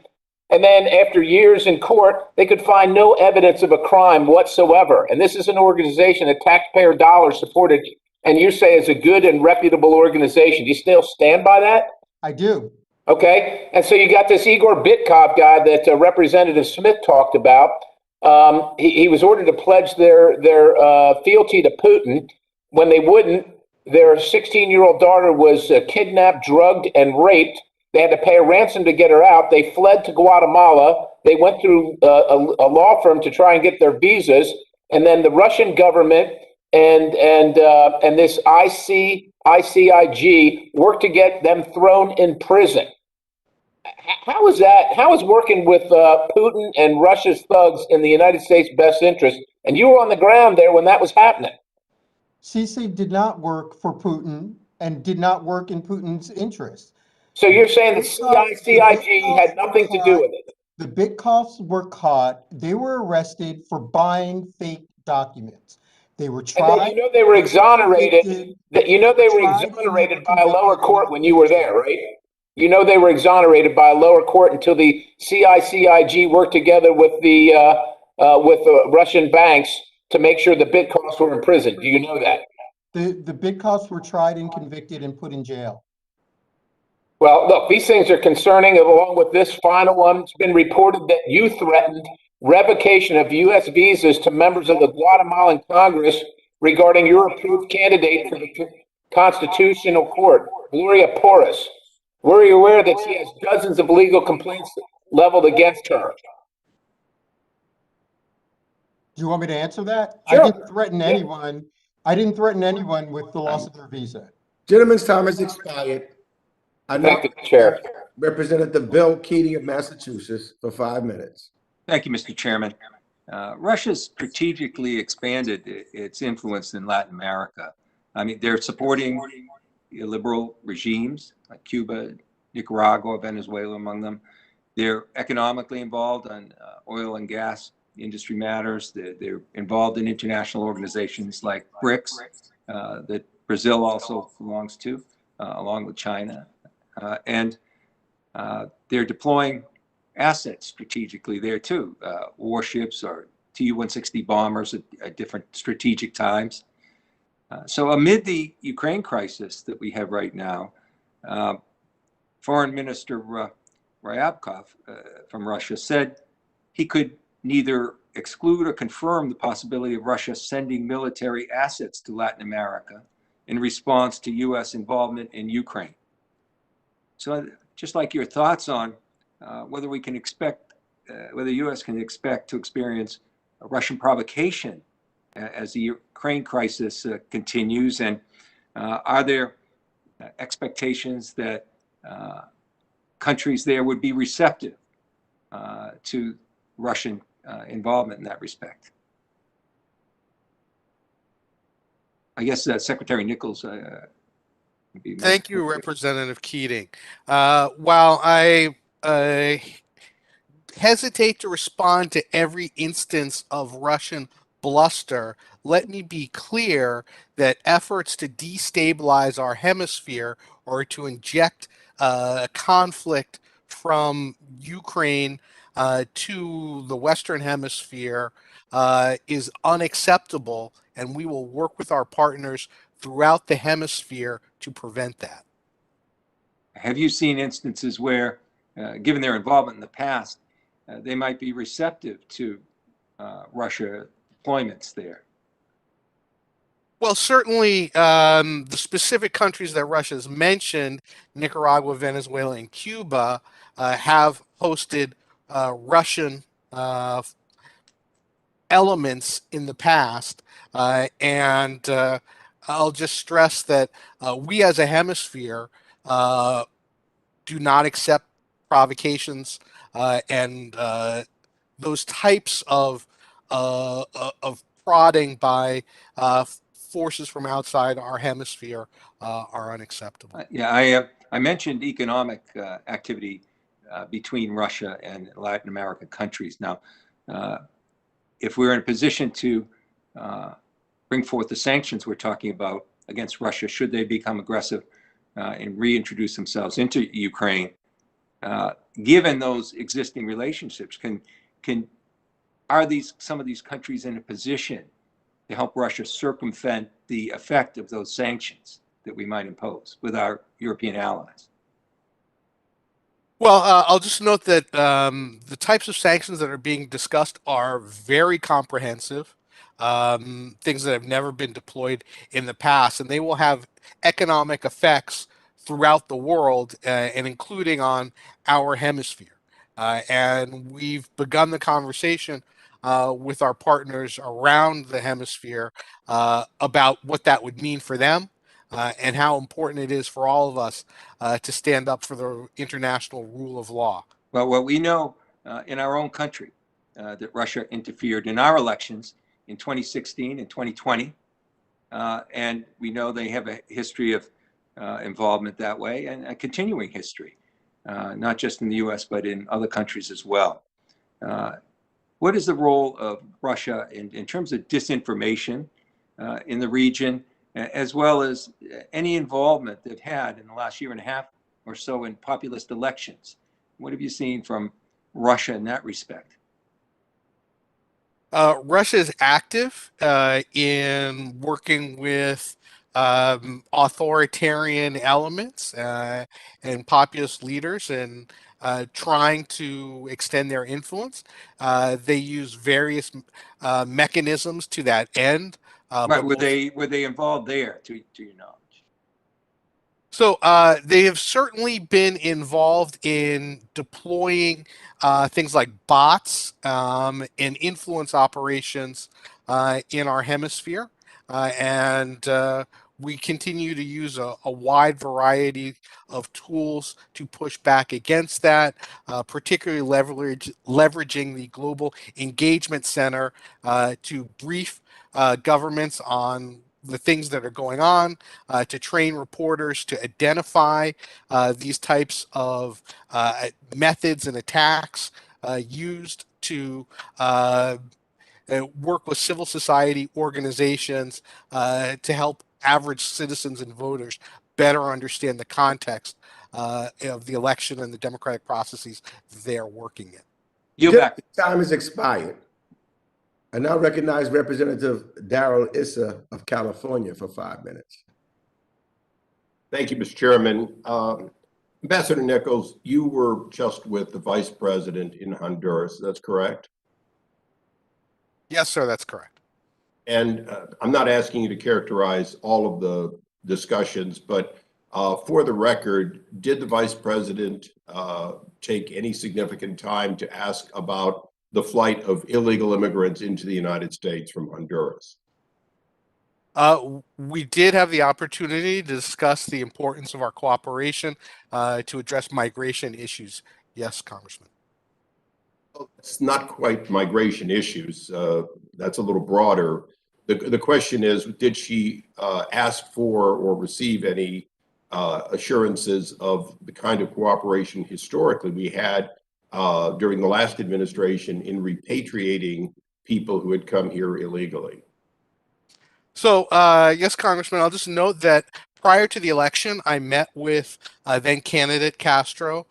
Subsequent to the election, but prior to the inauguration, Undersecretary for Civilian Security, Azra Zaya, met with President-elect Castro, and then the Vice President led our delegation there on the 27th. In all of those conversations, we talked about the importance of addressing the challenges of irregular migration, dealing with the root causes, and full cooperation on migration issues, to which... And I apologize, my time's limited. Thank you for the answer. I assume, to your knowledge, when people are found in Mexico that have come from Honduras, Honduras has to take them back because Mexico puts them on a bus and sends them back. As far as you know, that hasn't changed, correct? Honduras continues to accept the return of its nationals. Thank you. And this may be for either of you, but I'll start with you, Assistant Secretary Nichols. Rough numbers, the Ex-Im Bank is operational. The DFC is sitting at about 1.7 billion total capability, about 598 available million dollars. The U.S. Trade Development Agency has about $80 million in operating funds to assist in teaching people how to contract better and so on. Is that woefully inadequate? I'm not saying that it isn't substantially similar to the last administration, but to combat what China's doing with their Belt and Road, isn't that woefully inadequate from a financial standpoint if we are going to engage against the kind of activity that China's doing throughout the world, but particularly in this hemisphere? Thank you. First of all, let me state that we hope that the president's full request will be funded. I note that the needs and requirements that we face globally, but particularly within our hemisphere, are enormous, yes. And we face many, many challenges. Thank you. I know that is a tribute to your diplomacy that you answered it that way. I'll ask you just one more time in a slightly different way. It is a dramatic amount less than what China is engaging with, and as a result, currently China is able to outperform us when it comes to this kind of assistance. Is that correct? China brings a lot to the table. They take more than they give, as we've discussed in this hearing. And often the money that they appear to give to the region ends up going back to China in the form of debt. No question at all. They're an unfair trader, but they are doing quite well. Thank you. I would like to yield the rest of my time to Congresswoman Salazar, since you otherwise wouldn't get time.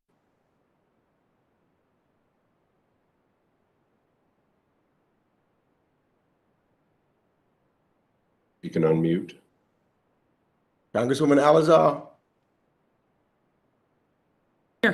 And I am sorry that I didn't unmute. Thank you very much, Representative Issa, for giving me this time, and wonderful to talk to you again, Mr. Michaels, and for being here with us. And you know that we've met before, and I thank you for wanting to help us. And I am pretty frustrated because you know that I represent the city of Miami, where you have thousands of Cubans, thousands of Nicaraguans, and thousands of Venezuelans. You know what's happening in Cuba and in Nicaragua.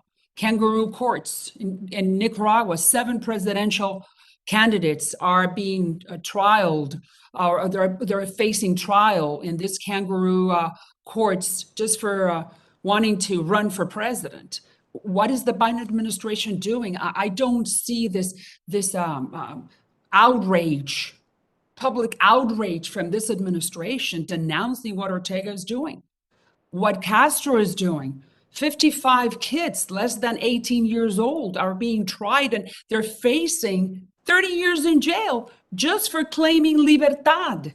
We need the time has expired. All right. Time has expired.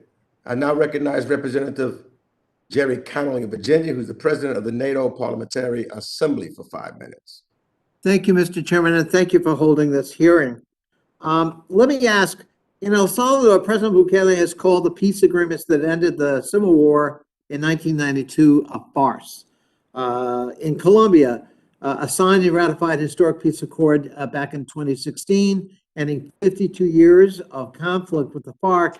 My paper. Is seeing its implementation threatened and undermined as we speak. What can be done to buttress and shore up the peace accords that we, the United States, work so hard to help achieve?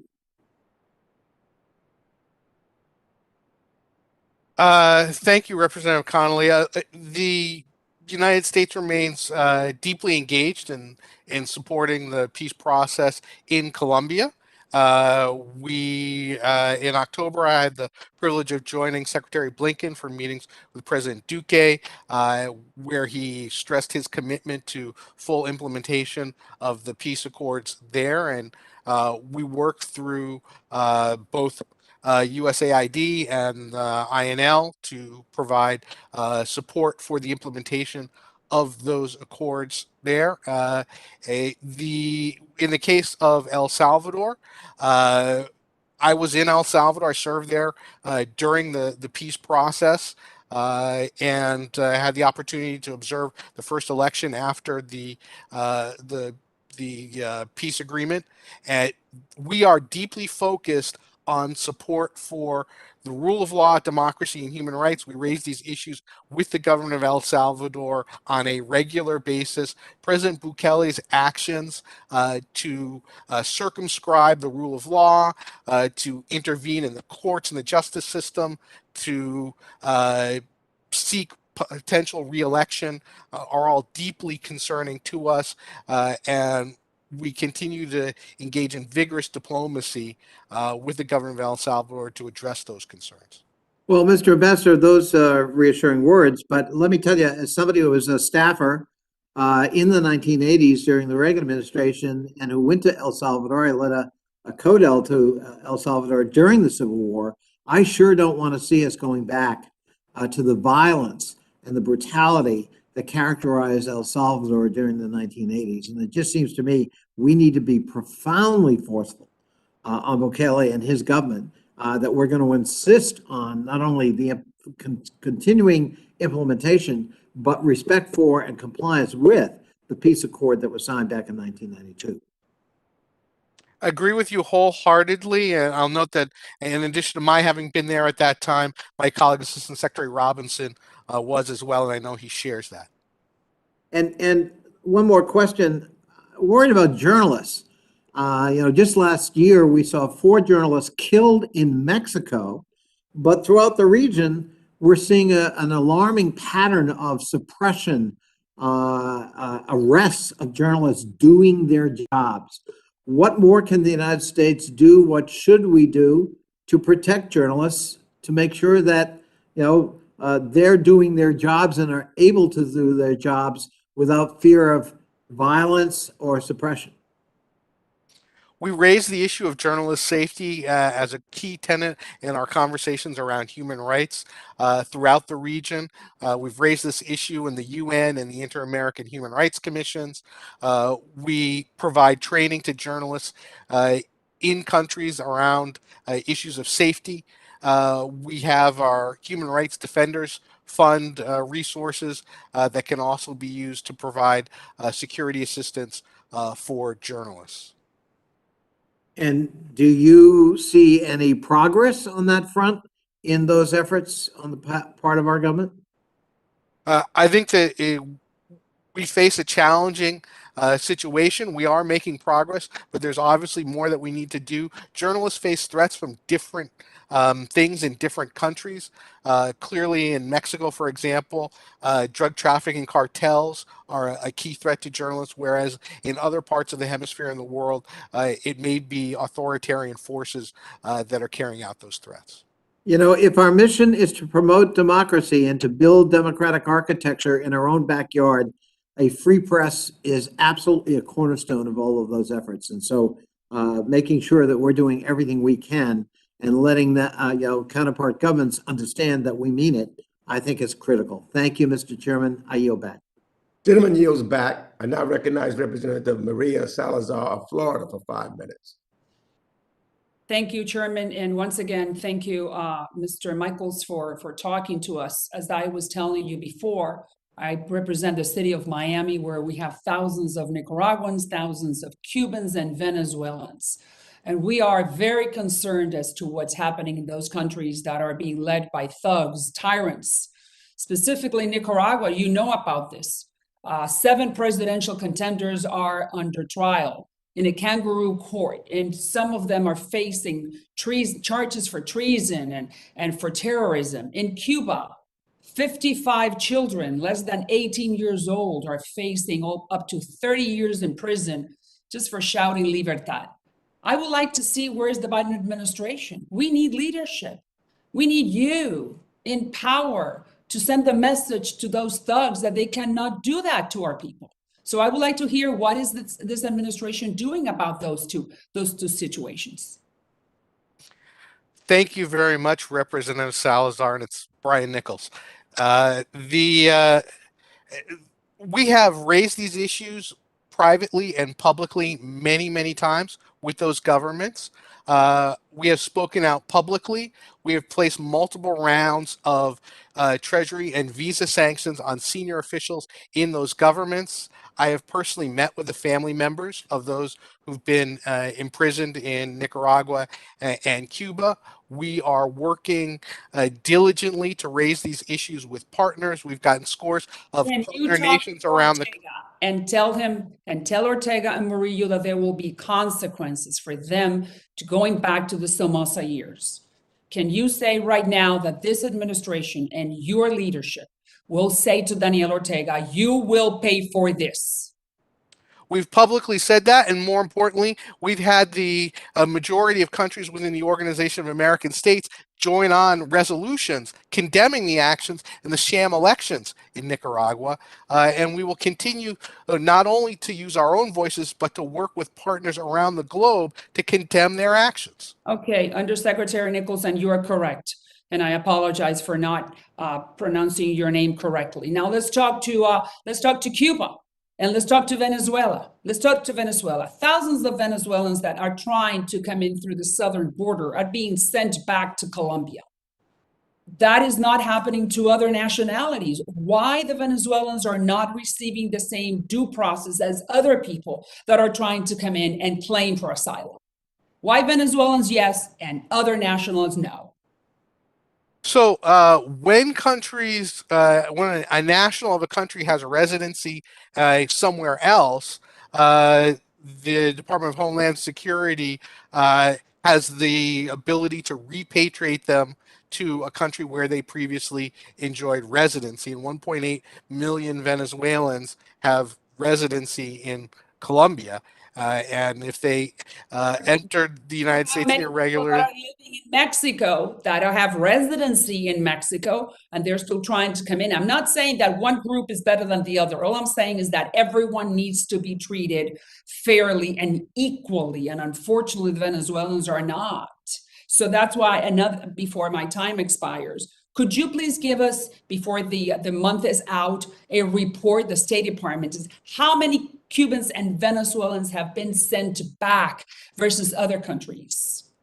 Because you want to treat everyone fairly. Could you do that for me, yes or no? I'll certainly work with our colleagues in the Department of Homeland Security, which controls this process, to get you the information you've requested. I thank you very much. And finally, you know that there is going to be a Summit of the Americas in June in Los Angeles. I would like to know that you commit in public through this hearing that you, meaning the Biden administration, is not going to invite Cuba, Venezuela, or Nicaragua, because we have doubts. And we would not like to see, we meaning the American people, would not like to see those three thugs on our territory. So, Congresswoman, the president controls the invitations for the summit.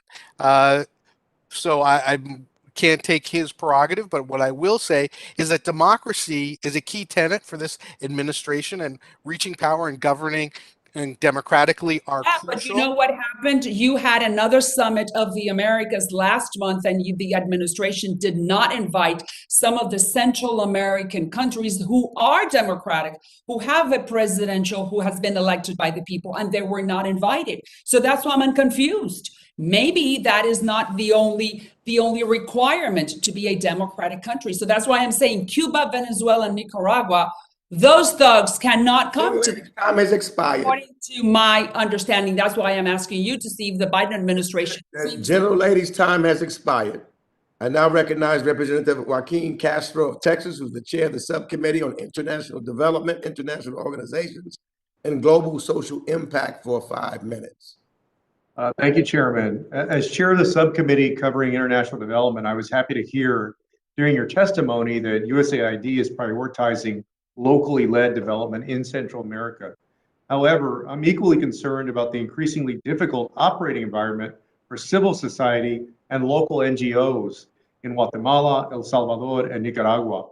I recently sent a letter with Representatives Norma Torres and Jim McGovern and Senator Markey to USAID and the State Department highlighting this very issue. So I wanted to ask a question of Assistant Administrator Escobari.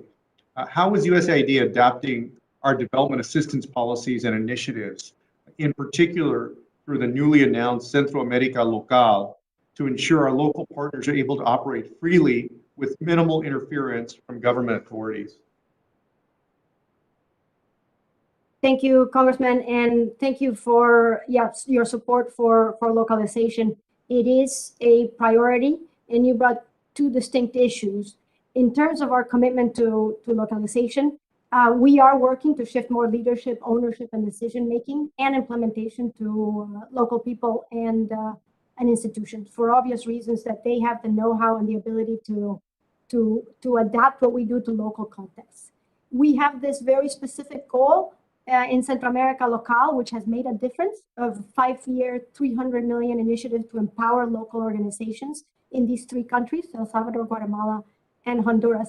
And our job now is to really start removing all these institutional barriers to make it easier to partner with local organizations, from having the staffing, from being able to make the process less burdensome, And obviously, as you said, to protecting the environment for these NGOs to continue to be able to play an important role. But even just 1 year into this, or less than that, the numbers are encouraging. We have given over $41 million in local awards compared to 28 in 2019. And we are going to continue to work on this with your support, because as you know, we will need Congress to help us, have the flexibility and the ability to have the operational capacity to really help smaller NGOs, deal with our systems and compete effectively. Thank you. I appreciate that. And I have a question for Assistant Secretary Nichols. One of President Obama's most impactful foreign policy decisions was committing to a policy of engagement with Cuba. On the first day of the Biden administration, the White House announced a review of our current policies towards Cuba, which I welcome. However, since the July 11th protest, the NSC has indicated that they have, quote, hit the pause button, unquote, on this review, saying that the conditions have changed. And that was over 6 months ago. And so, Assistant Secretary Nichols, thousands of Cuban Americans continue to be negatively impacted by the lack of visa services in Havana and restrictions on remittances and travel. These Americans are unable to support their family in Cuba with remittances or reunite them through travel or immigration. What steps is the State Department taking to expand visa services in Havana and remove restrictions on remittances by Cuban Americans to their family in Cuba? Thank you very much, Congressman. The president announced our intent to resume on-island visa services. We're working toward that, and we'll be deploying temporary duty consular officers to Havana in the not too distant future, and increasing processing there. The Remittances Working Group has provided its recommendations to the White House with ways that we could expand the use of remittances on the island without increasing the funds that would go to the Cuban military. Those recommendations are with the White House, and we await their decision. And as a follow-up to that, I know that the administration hit the pause button and has been doing this review. What specific actions can the Cuban government take that would result in policy changes that represent greater engagement? Well, I think to begin with, the Cuban government could release the hundreds of political prisoners that it's arrested since July of last year, particularly the children, the people that have been sentenced to harsh prison sentences. That would be an important first step for Cuba to take, and to allow greater freedom of speech, greater access to the internet, and take steps that we consider normal in a hemisphere that has ratified the Inter-American Democratic Charter. Oh, thank you. I'm out of time. Thank you. I yield back. I now recognize Representative Ann Wagner of Missouri, who's the vice ranking member of the full committee, for 5 minutes. I thank you, Mr. Chairman, and I thank our witnesses for their time and certainly their service. I've had the opportunity to travel to Central America, Peru, and the U.S.-Mexico border, and I have seen the immense suffering caused by drug trafficking, impunity for violent crime, poverty, and despotism. At the same time, I met leaders and citizens, many of them women and young girls, that were deeply invested in securing safety and prosperity for their own communities. Their hope and their optimism inspired me to champion the Central American Women and Children Protection Act with Representative Norma Torres, with whom I co-chair the Central America Caucus. This critical legislation will combat pervasive violence against women and children in Central America, where failing justice systems too frequently allow perpetrators of femicide and child homicide to escape accountability for their crimes. Illegal migration is not a solution to the complex challenges facing our hemisphere. And the Biden administration's failure to tackle the immigration crisis at the southern border has created a humanitarian catastrophe and made our economic development and security goals in the Western Hemisphere much more difficult to achieve. We have a responsibility to our neighbors to uphold rule of law at home and abroad and eliminate corruption, crime, and violence in our region. Assistant Secretary Nichols, the Central American Women and Children Protection Act authorizes USAID and the State Department to enter into bilateral agreements with Central American governments to address violence against women and children, which we know is a driver of migration. How would the ability to negotiate bilateral compacts improve efforts to end pervasive violence against Central American women and families? Thank you very much, Congresswoman Wagner. That's absolutely vital issue and one that we've been working on intensively.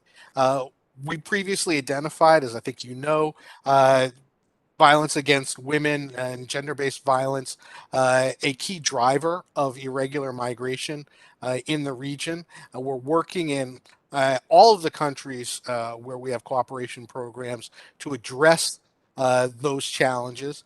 I'm happy to report that during our conversations with President Castro in Honduras, for example, she talked about this issue as a priority for her. It's something that we've already worked on both through programs led by my colleagues here in the Bureau of International Narcotics and Law Enforcement and in USAID. We have similar programming around the hemisphere.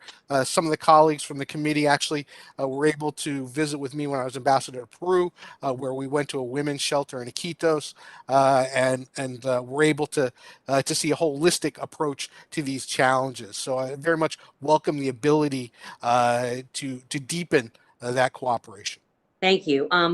And switching topics, and one that I know was previously asked by a colleague, I think Chairman Keating, but I didn't hear a satisfactory answer. I know that the Biden's administration's failure to respond, I believe, decisively and swiftly to the crisis that Russia has provoked on Ukraine's border concerns me greatly.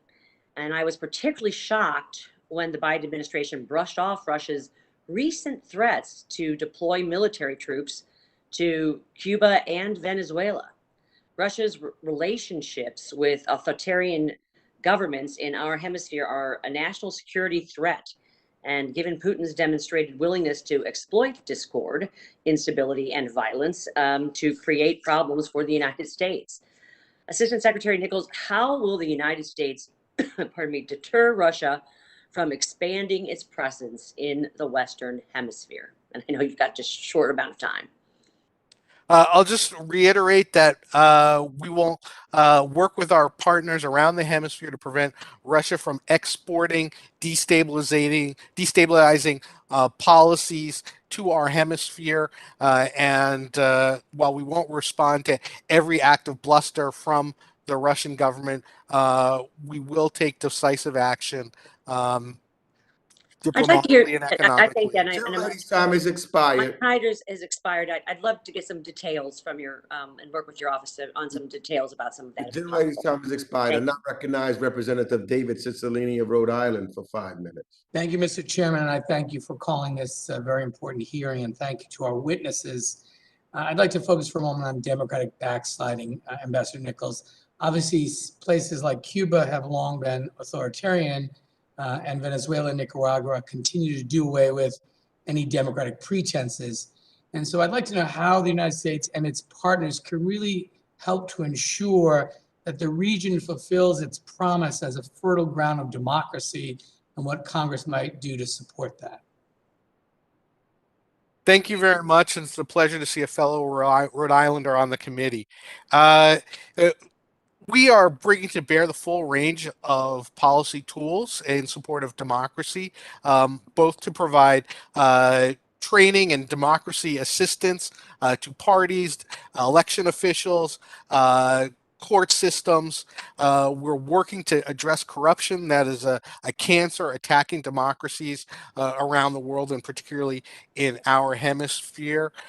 We use sanctions tools, particularly Section 353 sanctions against corrupt actors in Central America, and we'll continue to leverage the tools and resources that USAID and INL have to that end.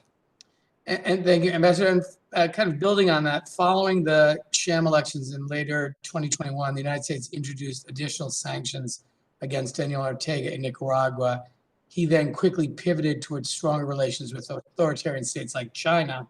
And so I'm wondering whether, sanctions as they're currently constituted are a strong enough deterrent against illiberal or authoritarian governance, and whether we should, think about their use in different ways in the region. I think sanctions are a powerful tool, but they're not the only tool. We need to work on our diplomatic engagement. We need to work with partners. It's one thing if the United States sanctions a country, that can have an effect, but it's much more powerful when we can bring other partners to the table to form a united front against illiberal actors. And this year, high-profile presidential elections will take place, of course, in Brazil and Colombia. There's concern, particularly in Brazil, that the validity of election results will be questioned if they do not result in the incumbent's favor. How is the Biden administration engaging with these countries as they prepare for elections? And Assistant Administrator Escobari, if you could speak to how the USAID is empowering in-country civil society groups and democracy watchdogs who have been sounding the alarm over the rampant democratic backsliding in these countries. We have a robust dialogue with Brazil as a democratic partner in the region. As I said earlier, we share our own experiences and the challenges we faced while working with them to address shared issues in the region. They're now a Security Council member, and we talk with them in that context. The challenges of democracy throughout the hemisphere are real, and we discuss them at all levels. And Assistant Administrator? Sure, thank you, Congressman.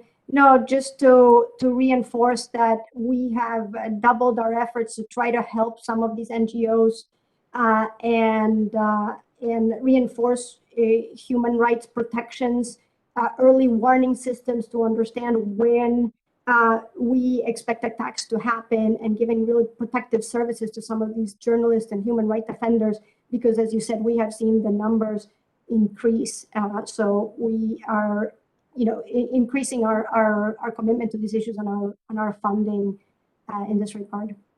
And my final question to you, Assistant Administrator, is how can the Biden administration, obviously working with Congress, better support both local and international advocacy groups throughout the region, particularly who work, sometimes at great risk as human rights defenders? And also, what steps specifically has the United States taken to engage with partner countries like Brazil, Colombia, Mexico, and Honduras to call for more accountability and pressure to protect human rights activists? Because this is, as you know, such difficult work, and the protection and safety of the activists doing it is so critical. No, absolutely. And we do it in both ways, both to call these governments to account when we see that the rights of these NGOs and the room for them to engage is closing. I think we're vocal and to hold them to account. At times we have diverted funding, even though we're not the best stick. We want to show that that there are consequences for those actions, but then continue to support and be able to give them tools, that respond to the moment. In Nicaragua, it's clearly we've had to move locations at times, and in Cuba, where we, the government continues to limit the internet and other sources of information, we continuously try to adapt to those threats. Thank you so much. And with that, Mr. Chairman, I yield back. Gentleman yields back. I now recognize Representative Brian Mast of Florida for 5 minutes. Thank you, Chairman. Appreciate the time. Assistant Secretary Nichols, I have a couple of questions that I'd like to direct in your direction. I just wanted to start with this for the awareness of myself and others on the committee. What are, to your knowledge, the closest ports that China has arrangements with to mainland U.S.? i.e. Cuba, Haiti, etc., Panama Canal? So I'll have to get back to you. I don't want to give an incorrect answer, so I will get back to you on that. Can you say affirmatively if they have ports in Haiti that they have contracts with, deals with, to be able to bring in vessels? China has port access agreements and port operating agreements in a number of countries in the Caribbean and around the hemisphere. What are the closest ones in the Caribbean that you know of? I'll have to get back to you. I don't know the answer to that. Okay. When you talk about saying China, you mean the Communist Party? The People's Republic of China. So operated by the Communist Party. Well, operated by Chinese companies, and as we know, there's a great overlap between the state in China and the companies in China. Very good. To your knowledge of the ports that you know that are out there, maybe you can't think of exactly which ones they are right now. Have the Chinese brought in any military or intelligence vessels of any size into those ports in the Caribbean? I think that's a topic that we would have to get into in another setting, and we're happy to discuss that with you. Okay. Classified setting. Perfect. I would appreciate that opportunity to discuss that in a classified setting. To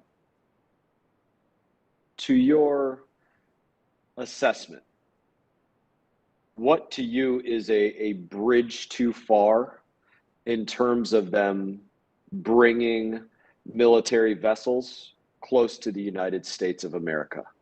At what point of them approaching a port? Is it they're in Venezuela, they're in Cuba, they're in Haiti?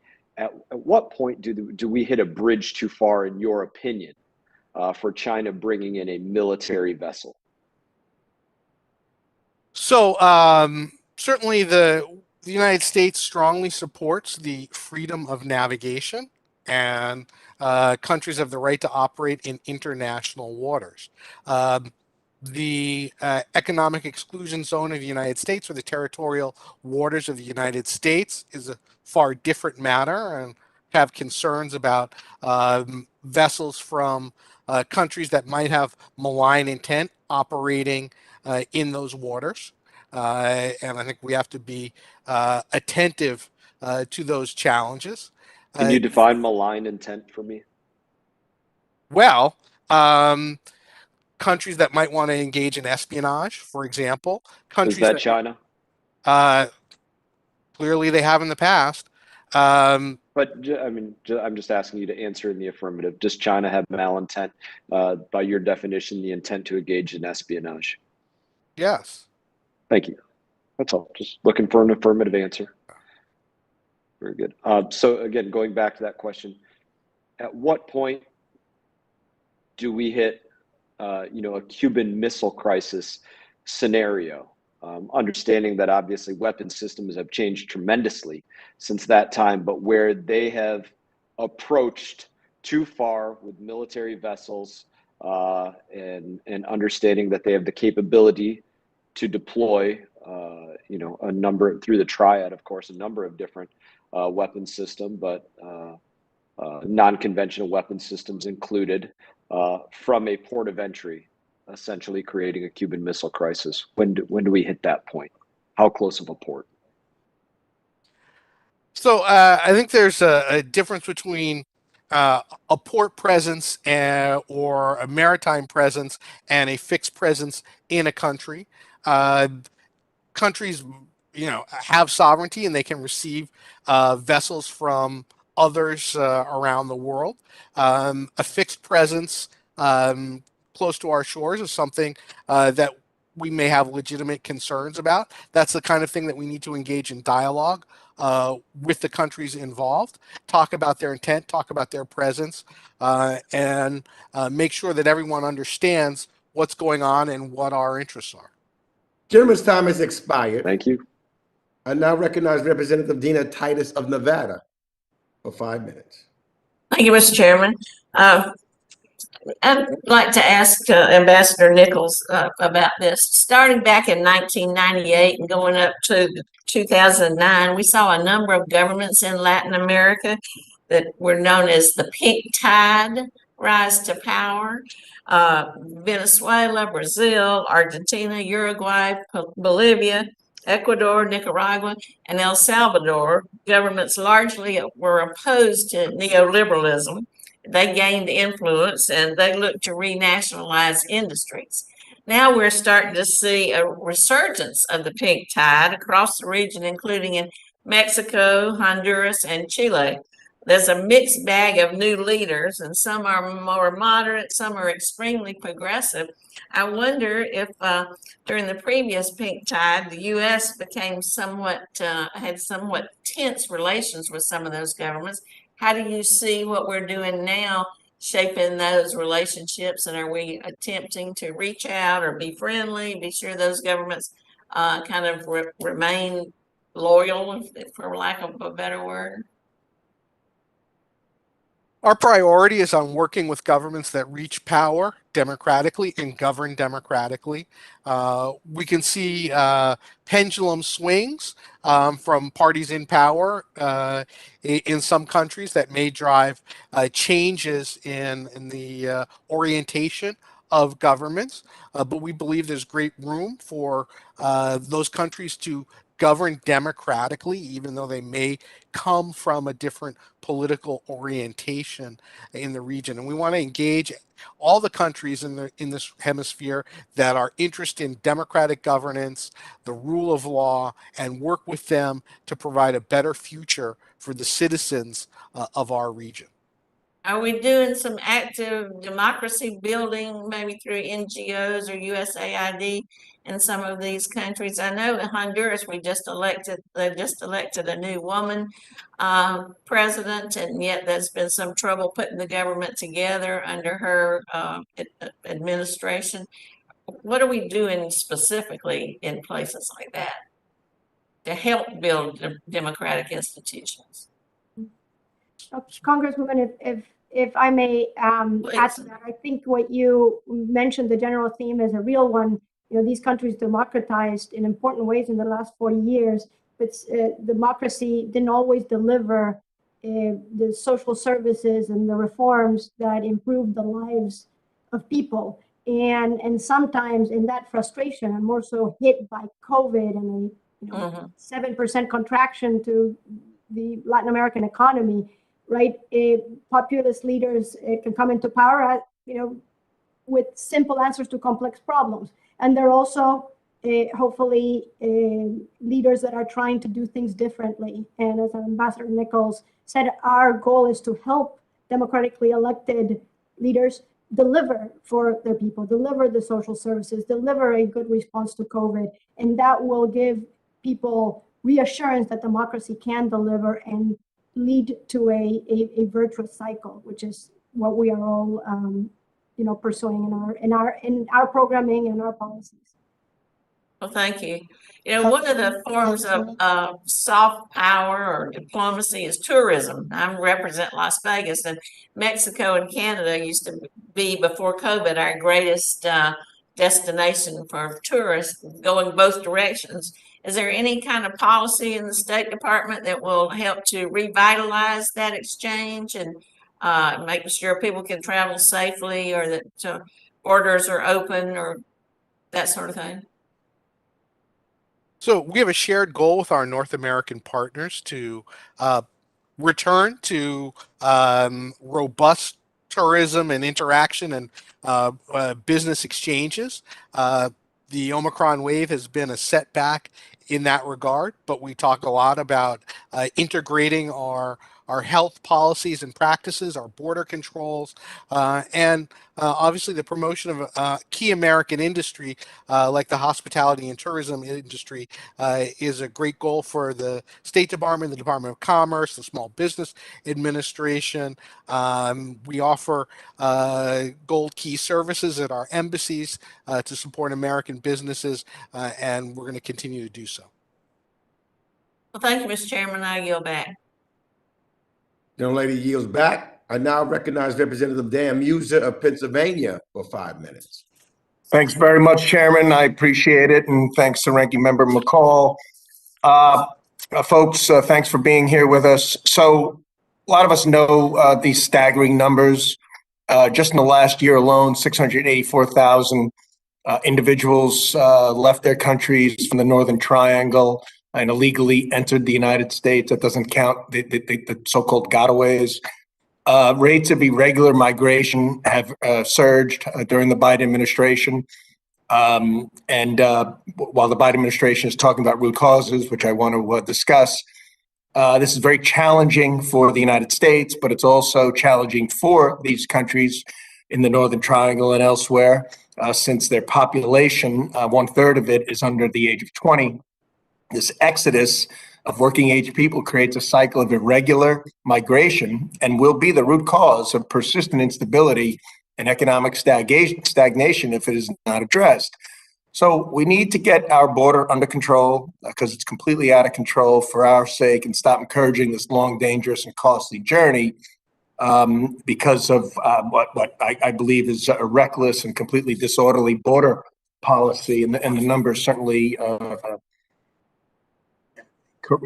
make my statement correct. Last December, let's put it this way, December of 2020, there were 32,000 illegal immigrants crossing the border. December of 21, there were 174,000. November, same numbers, 33K in 2020 and 178,000 in November 21. So my first question is to Assistant Secretary of State Nichols. Is there a plan to mitigate this situation, correct it? Because we know hundreds are dying along the way. We know that they are coming here under false pretense. We know the administration has secret flights flying them into my district and everywhere. It's just embarrassing, or at least it should be. Are you doing anything? I mean, we have Act 42 or Title 42. We have, Remain in Mexico. Under the previous president, we did have cooperation of the Mexican military and their government. And just quickly, are we doing anything to suppress this, or we're just going along the same way and causing hundreds to die along a treacherous trek in an unprecedented manner? Is that the plan? We're engaging in intensive diplomatic efforts to address these challenges. We are working with countries throughout the hemisphere on migration issues. It's not just a U.S. issue. It's an issue that runs from the tip of South America all the way to Canada. I had the pleasure of joining Secretary Blinken for a migration ministerial in Colombia in October. Why was it 1/6 as much 13 months ago? Well, right now we're seeing things like what's going on in Nicaragua, where the Ortega Murillo regime has been dismantling all of the. You think it's going to be minimized? You think it's going to start reducing anytime soon? We didn't get into where we are overnight. It's not going to get resolved overnight. It's true. We got into it 13 months ago. Yeah. No, we got it. This is years and years in the making. It's not 13 months in the making. All right, if we don't want to face the problem accurately and pretend it's not there, I don't know how we're going to fix it. Let's then talk about the root causes. do you have a plan? Okay, because there are economic plans that could create tax incentives and other investment opportunities in the Northern Triangle and elsewhere that could encourage products, for instance, being made in Eastern Asia and brought to Central America. There's a lot of things that can be done as opposed to just handing over $4 billion of the taxpayers' money, as I read as your only plan. Is there actually a plan for root causes, and can we see it? For a solution, root solutions. Do we have root solutions? Yes, as I said earlier, the Vice President's call to action's already generated $1.2 billion in investment for the Northern Triangle in Central America. Thousands of jobs have already been created there. We'll have trade missions to Honduras and Guatemala coming up in the next couple of months, depending on the ability to travel with the Omicron variant. We're working with small businesses around the hemisphere using USAID funds. We have security programs to address the community violence challenges. We're working on issues like in climate change. Respectfully, I'm out of time. If we could receive that in writing, I'd love to see it. And I'd also welcome the opportunity to go on such trade mission. I yield back, Mr. Expired. I now recognize Representative Andy Levin of Michigan, who's the Vice Chair of the Subcommittee on Asia, the Pacific, Central Asia, and Nonproliferation for 5 minutes. Thank you so much, Mr. Chairman, for holding this really important and timely hearing. Mr. Nichols, let me focus my first question with you on U.S. policy on Haiti. First, can you clarify for the committee, who does the United States government consider as its official interlocutor in Haiti? We're working with a broad cross-section of Haitian society to encourage an inclusive solution to the political challenges that Haiti faces. Okay, but does the United States consider Ariel Henry to be an official interlocutor or representative of the Haitian government? He's certainly one of them, yes. One of them. Okay, can you explain under what criteria the U.S. government considers Henry a legitimate representative of the Haitian government? The Haitian political system entered into uncharted territory years ago. The constitutional term limits in Haiti were exceeded. The late former President Moise was assassinated before he could name a prime minister, or install a prime minister. Ariel Henry was the person he had named but not yet installed. All right. He is the caretaker of the government. Right. So I believe that they're outside of Haitian constitutional bounds. And by the way, Mr. Chairman, I'm sorry there's an alarm going off, but let me keep going here in the Cannon building. There are reports, sir, in the New York Times of potentially incriminating details about the relationship between Ariel Henry and Joseph Felix Badio, a former official who's wanted by Haitian authorities for allegedly organizing the assassination of the late de facto President Moise. And these reports seem credible to me. At least there are details of multiple phone calls between Henry and Badio, both before and after the killing, and some right before and right after. So why would the United States consider someone who could be even a suspect or implicated in Mr. Moise's assassination as a credible partner for U.S.-Haiti relations?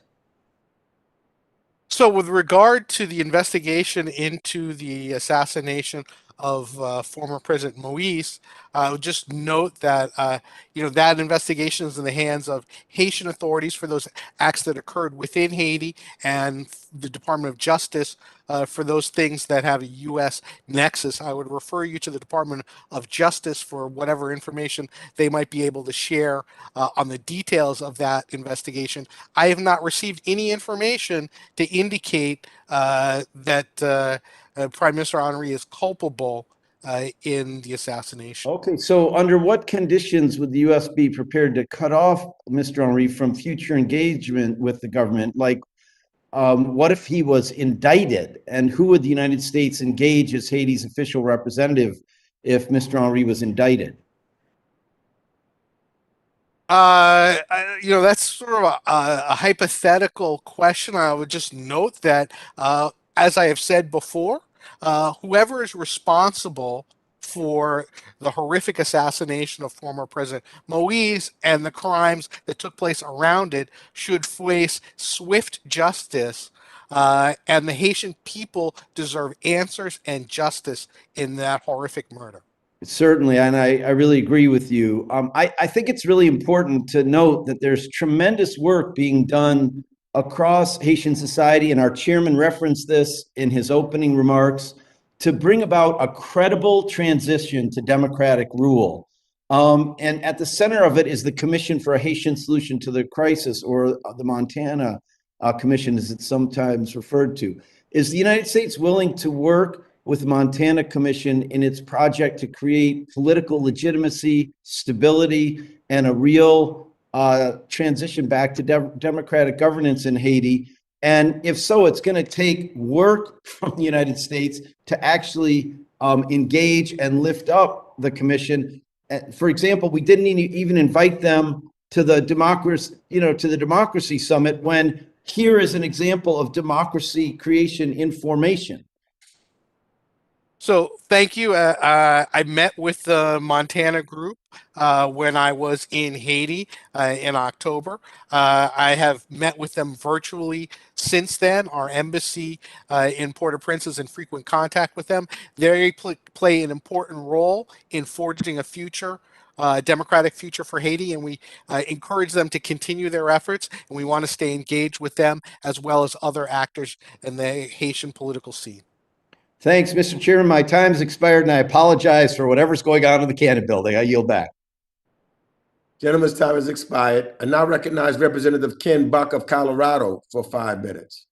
Thank you, Mr. Chairman. I haven't seen Mr. Robinson on the screen for a little while. Is Mr. Robinson still there?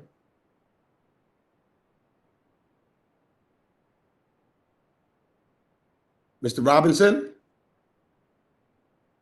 I'm here. Is my video not working? Now there you are. Okay. Thank you, Mr. Robinson. I appreciate it. And I believe that we met in 2016 in Guatemala, if I'm not mistaken. That could be correct, yes. Okay. And at that time, I was speaking at a prayer breakfast in Guatemala, met with the president and other officials there. And Ambassador Tony Hall was also speaking at that event. And I believe that I met you. I think you also met with Ambassador Hall during that time frame. I was really touched by his remarks at that event, because he talked about the need for clean water in Guatemala, and the implications and the importance of having clean drinking water on not just the health of those in rural Guatemala, but also on immigration, on drug trafficking, on all sorts of other areas. Something you agree with, Mr. Robinson? Absolutely. Okay. And I came back to my district in Colorado and was touring and meeting with several businesses, and I met with some business owners that have a company called Innovative Water. And when I met with them, I learned that they produce a very low-cost water treatment product that is used in golf courses and other places across the United States, but also used in some foreign countries. And so I tried to put them in touch with folks at USAID, and I was really surprised, but they gave up. They could not, as a small company with 5 or 6 different employees, they could not go through the paperwork process to get their product to meet this very critical need that you and I have both seen the effects of in Guatemala, and I'm sure in many other countries around the world. And I'd just like to ask you and then Nichols, what can be done so that we get the very best products in this country, whether they're from large businesses who can afford the lawyers and others that are needed to fill out the paperwork, or whether they're from the small businesses in this country. What can we do to make sure that we have USAID meeting the needs and really putting America's best foot forward? Well, number one, let me just say that if there's an American business trying to do business in the country that I'm working in, and I know about it, I'm going to do everything I can to facilitate that business because I think it's extremely important. I don't know the specifics of this case, and I don't know what paperwork they're talking about, but I will say that at least in Guatemala, there is a fully functioning and very robust foreign commercial service office there. And there is a large AID mission. And I would suspect that between the two of them, they could figure out how to get a company that has a product that everybody thinks needs to happen in Guatemala. I suspect they could get that up and running. And I would support that. And I guess what I'm asking, Mr. Nichols, is how do we reduce the paperwork burden for small companies that just don't, they're manufacturers. They might have one person in marketing, but they certainly don't have a staff like a Caterpillar, like a Boeing, like a huge corporation to be able to do this. What can we do at the State Department to facilitate AID's participation in this area? Well, I'll just note that our economic sections and commercial sections in embassies overseas are there to work with companies both from the United States and from the host nation to promote trade. We can leverage the resources of the Department of Commerce and the Small Business Administration to that end. And could you both have someone look into this? I'm not trying to sell a product, but I am trying to make sure that we meet the need that exists here. And I just think that we need to do more as a country and more as a State Department to try to make sure that we have we recognize the challenges that small business has in dealing with the U.S. government and foreign governments. And I appreciate both of you and what you're doing, and I yield back my time, Mr. Chair. Gentleman's time has expired. I now recognize Representative Abigail Spanberger of Virginia, who is the Vice Chair of the Subcommittee on Europe, Energy, the Environment, and Cyber for 5 minutes. Thank you very much, Mr. Chairman, and thank you so much to our witnesses. Certainly when I travel around my district, I do hear from constituents who are frustrated about the ongoing crisis and the ongoing challenges we face at our southern border. And my constituents are right to expect a secure border, and they're right to expect a lawful immigration system that works. And protecting our borders is a matter of sovereignty, and immigrants should come to our country through a lawful and through orderly channels. So I do support hiring more Customs and Border Protection officers and some common sense improvements to our adjudication of claims to handle the administrative backlog that exists in our immigration system. But as a former intelligence officer, I also understand that we have to look at the root causes to why we would see influxes of individuals coming to the United States. And certainly, as a former intel officer, you don't wait until the problem arises to understand some of the challenges that cause it. So my question relates to how we are working with partners and allies around the world to try and prevent the conditions that cause migration, instability, violence, threats of the rule of law, and a lack of economic opportunity that really create challenges, including for those who may be fleeing failed socialist governments. So my question first, looking at these root causes, would be how are your agencies applying some of the lessons that have been learned from successful investment projects throughout Northern Triangle countries to other Western Hemisphere countries to try and focus on some of the prioritization of kind of stability and support to the people on the ground there to get at some of the root causes that might cause individuals to want to leave? Congresswoman, I think that's a great question. I will speak on the issue of security or insecurity. I think you're absolutely right. The conditions on the ground in Central America are such that people don't feel secure. either physically or in terms of food. They don't feel secure. They don't feel like they have access to employment and or education, and many of them don't feel like they have adequate access to healthcare. I would say, for speaking for INL, we are very closely involved in making sure that we're working with security services, judicial systems, correction systems to affect that kind of change, to give them more security and to give them the opportunity and safety to want to stay in their own country. But it's not easy. And overlying all of that is the issue of corruption. Corruption is killing people. And if we don't get a handle on that, whether it's government corruption or corruption in the private sector, if we don't get a handle on that, we're not going to change the conditions on the ground. Thank you for that answer. Certainly, I was pleased to see that the administration requested and the House passed an appropriations bill with substantial increases to funding to address some of these root causes, particularly through Central America.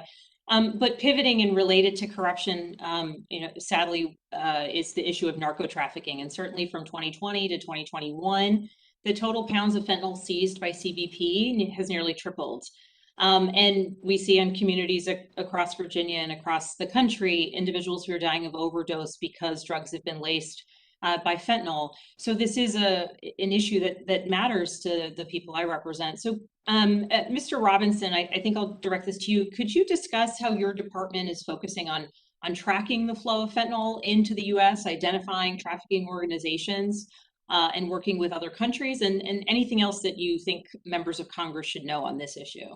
Absolutely. I will say, number one, we continue to engage, although it doesn't appear to be the case, we continue to engage with China on scheduling precursors, different levels, different types of precursors that are coming essentially from China, largely flowing to Mexico. We also engage very closely with Mexico on this issue. In my first week, I was on a plane with the secretary to Mexico to oversee the signing, the approval of the bicentennial framework, where we have agreed with the government of Mexico to work much more closely on tracking fentanyl, tracking the networks that are producing and distributing fentanyl, and then the United States has also, through this framework, taken it upon itself to look at demand reduction and looking at the societal issues in the United States that are causing demand for this drug. So all of those things are being looked at by the Biden-Harris administration. Excellent. Mr. Assistant Secretary, thank you so much for your time. Mr. Chairman, thank you for letting me go over. I'll be following up with some questions for the record, but I really appreciate your work, Mr. Robinson, and those of everyone who works with you. Mr. Chairman, I yield back. Thank you very much. The lady's time has expired. I now recognize Representative Tim Burchett of Tennessee for 5 minutes.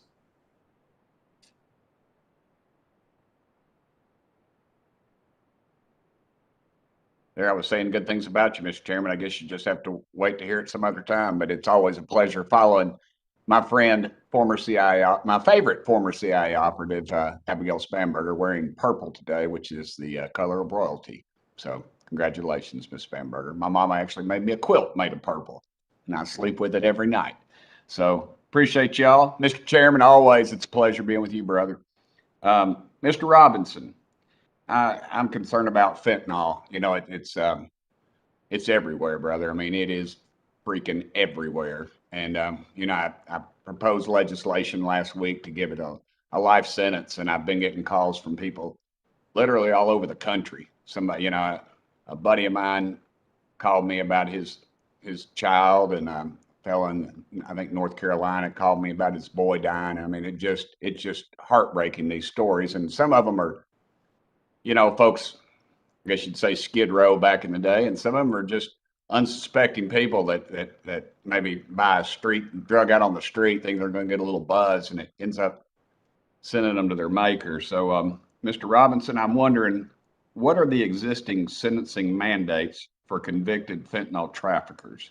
And I was wondering also, would you support strengthening these existing guidelines to maybe deter some more drug smugglers coming into our country? I share your concern about fentanyl in the United States and the tragedy that it is causing with our communities, across small communities, well, small and large communities across the United States. I would defer to the Department of Justice on sentencing, because I honestly don't know what the sentencing is.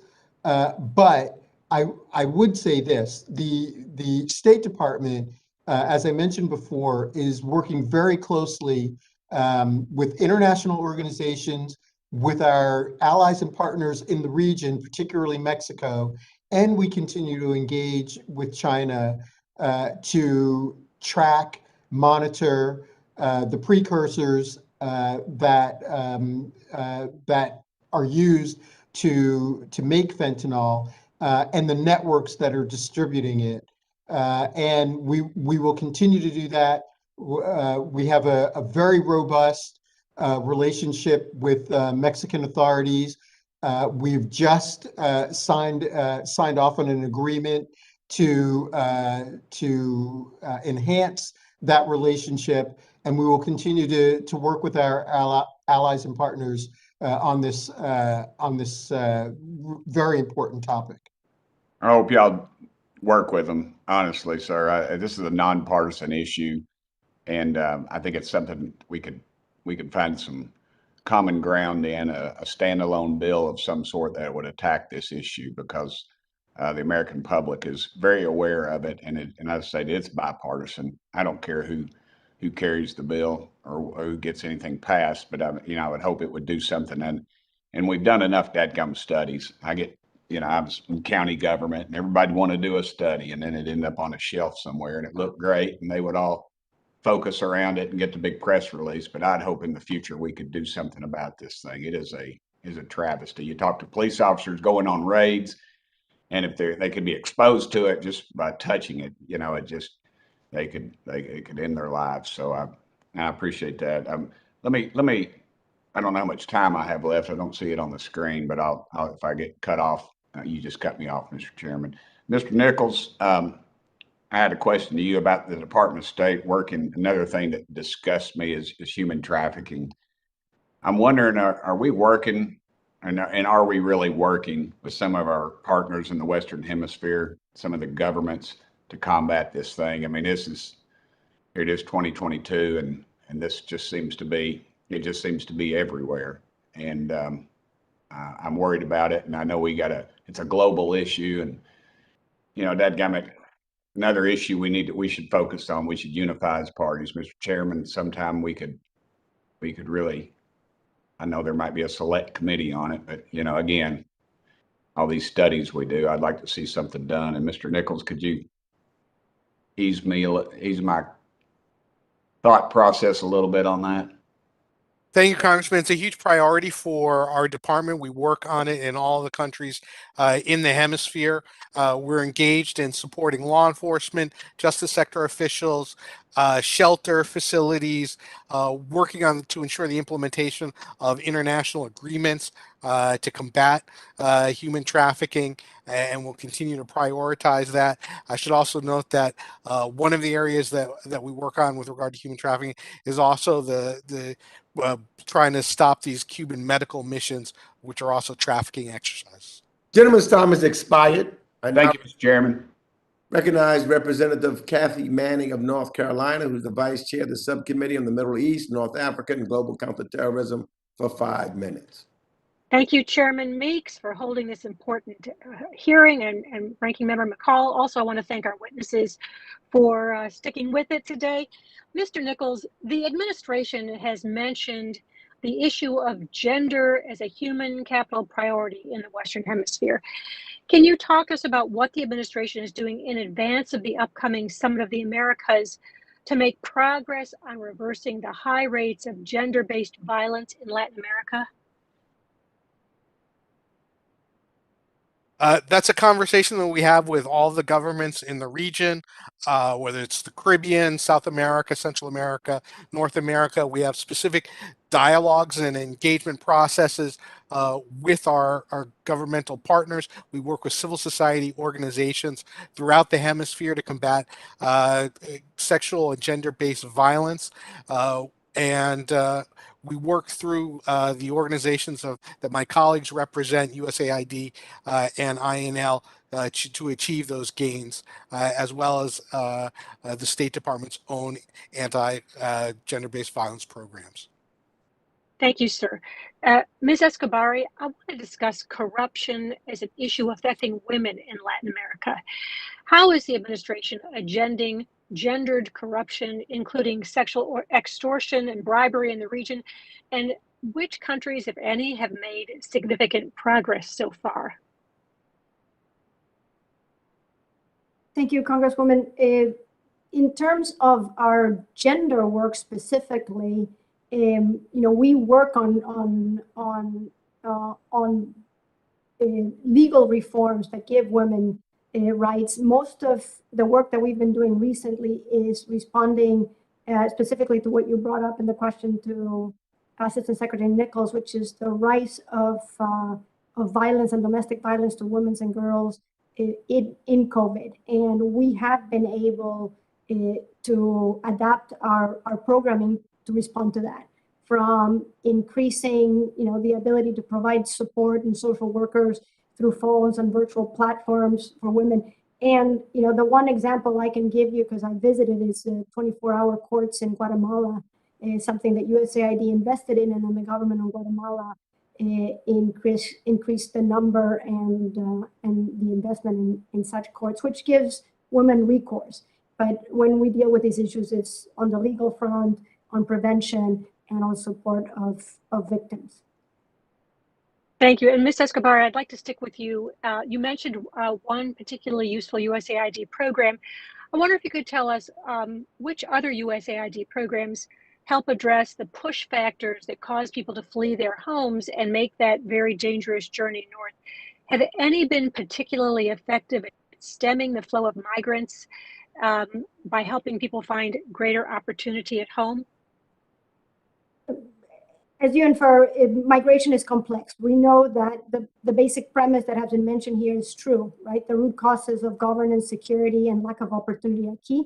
But we also know that very specific shocks make a difference. Shocks in violence, in natural disasters, financial crisis, and of course, COVID. So we try to work both these root causes, but also mitigating the sources of shocks, so that people can envision a hopeful future at home.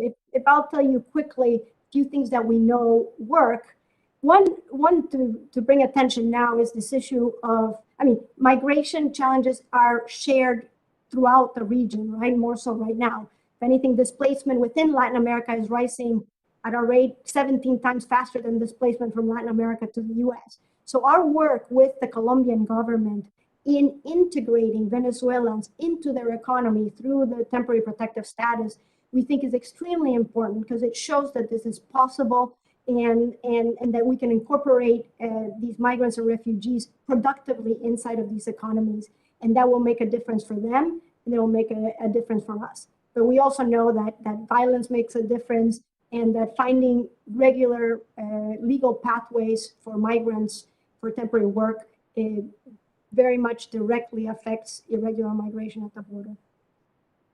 Thank you very much. We know desperate circumstances cause people to do desperate things, and the more we can do to help people stay safe in their own countries and find productive ways to make a living, the more we'll be able to address the migration problem.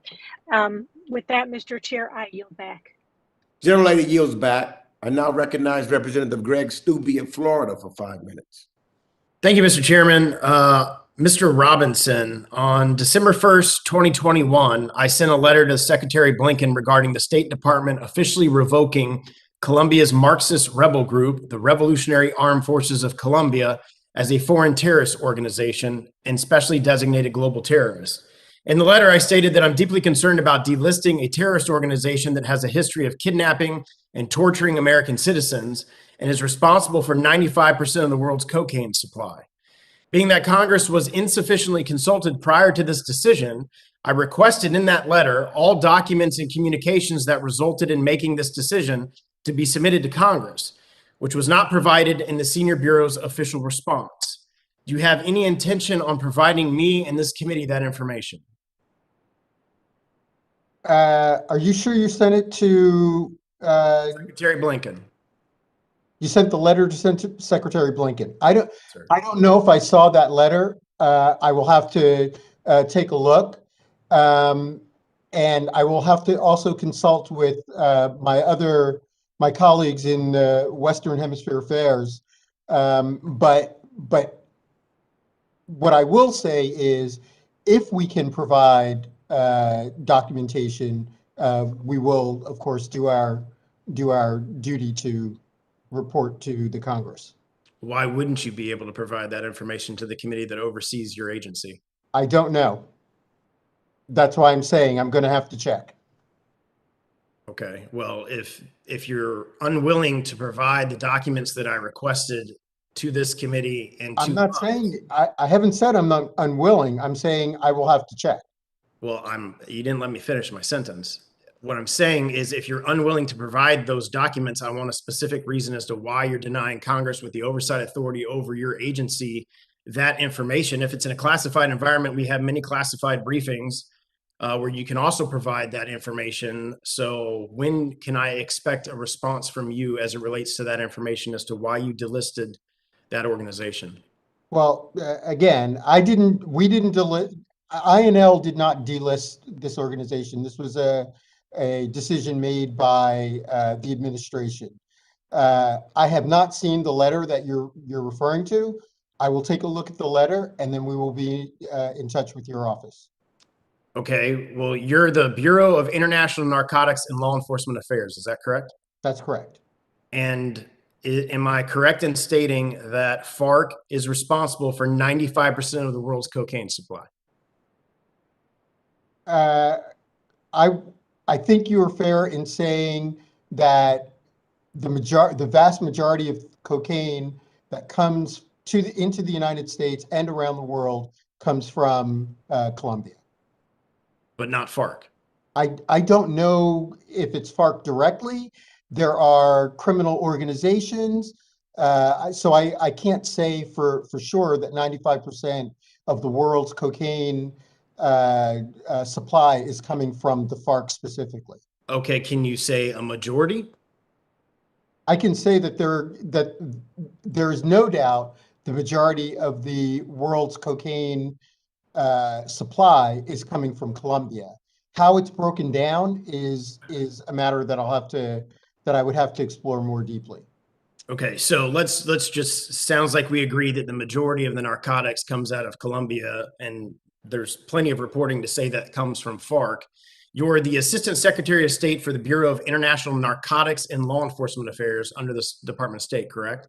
That's correct. And you're telling me that the administration did not consult you prior to making the decision to delist FARC as a terrorist organization? No, I didn't say that at all.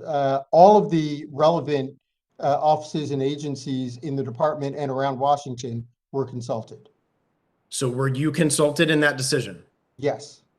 What documents and information did you use in your recommendation to the administration? There were a number of documents and information used, some of it produced by the Department of State, others of it produced by other agencies around Washington.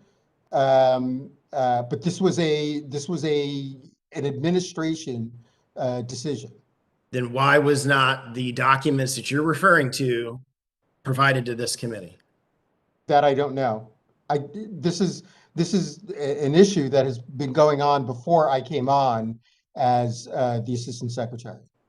Okay, Mr. Chairman, I would respectfully request that we follow up if in a reasonable amount of time, since he's unwilling to provide this committee the time in which he's going to provide us these documents. The gentleman's time has expired. Before I call on our next next member, without objection, I'm very pleased to welcome our colleague, Representative Chuy Garcia from Illinois, to participate in today's hearing after all of our members from the committee have had their opportunity to question the witnesses. I now recognize Representative Brad Schneider of Illinois for 5 minutes. Thank you, Mr. Chairman, and I want to thank the witnesses for joining us today and welcome my colleague from Illinois, Mr. Garcia. It's well known that Hezbollah was a designated foreign terrorist organization, was designated as such by the Secretary of State in 1997. It's also well known that Hezbollah has deep engagement and ties within the Western Hemisphere that are growing. Their financiers operate as part of the global network and are directly involved with drug trafficking, money laundering, and other illicit activities. The proceeds from these unlawful activities not only contribute to corruption, violence, and bad governance in countries where they operate, they also feed into the global terrorist activities of Hezbollah. I was the original co-sponsor of the Hezbollah Financing Prevention Act, which has since been amended. This law has given the executive branch important tools to go after those who support Hezbollah and finance its terrorist activities. And I hope this administration continues to use the tools at its disposal to put all pressure on terrorist proxies like Hezbollah and to end their illicit activities. Ambassador Nichols, if I can turn to you, do you agree Hezbollah's terror finance operations in the Western Hemisphere are a real and growing threat?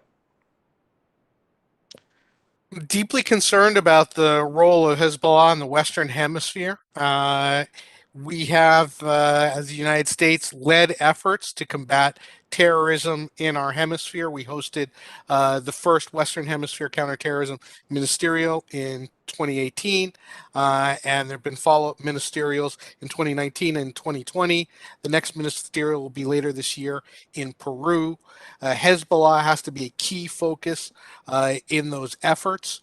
Their fundraising and activities, particularly in the tri-border region, are deeply worrisome, and we work with partners throughout the hemisphere to identify financial linkages, dismantle networks, share information, and combat their noxious role.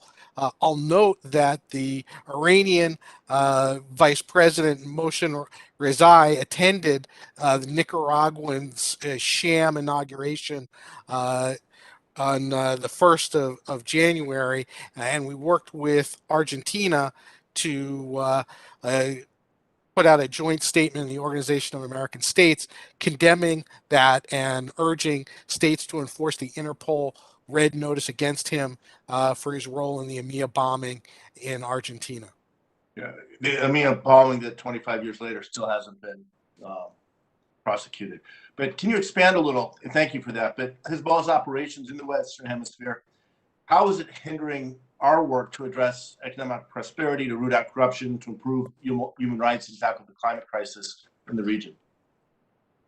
So transnational crime is a multi-headed hydra of corruption, and the role that Hezbollah plays in terms of engaging in drug trafficking, corruption and suborning of public officials, embezzlement, all those things harm the countries in our hemisphere. And in addition to that, there's always the potential for them to carry out a terrorist attack. So it's something that we follow closely. A number of countries in the hemisphere have listed Hezbollah as a terrorist organization, foreign terrorist organization. Not every country has the legal framework to do that, but we're working with all of our partners in the hemisphere to address this threat.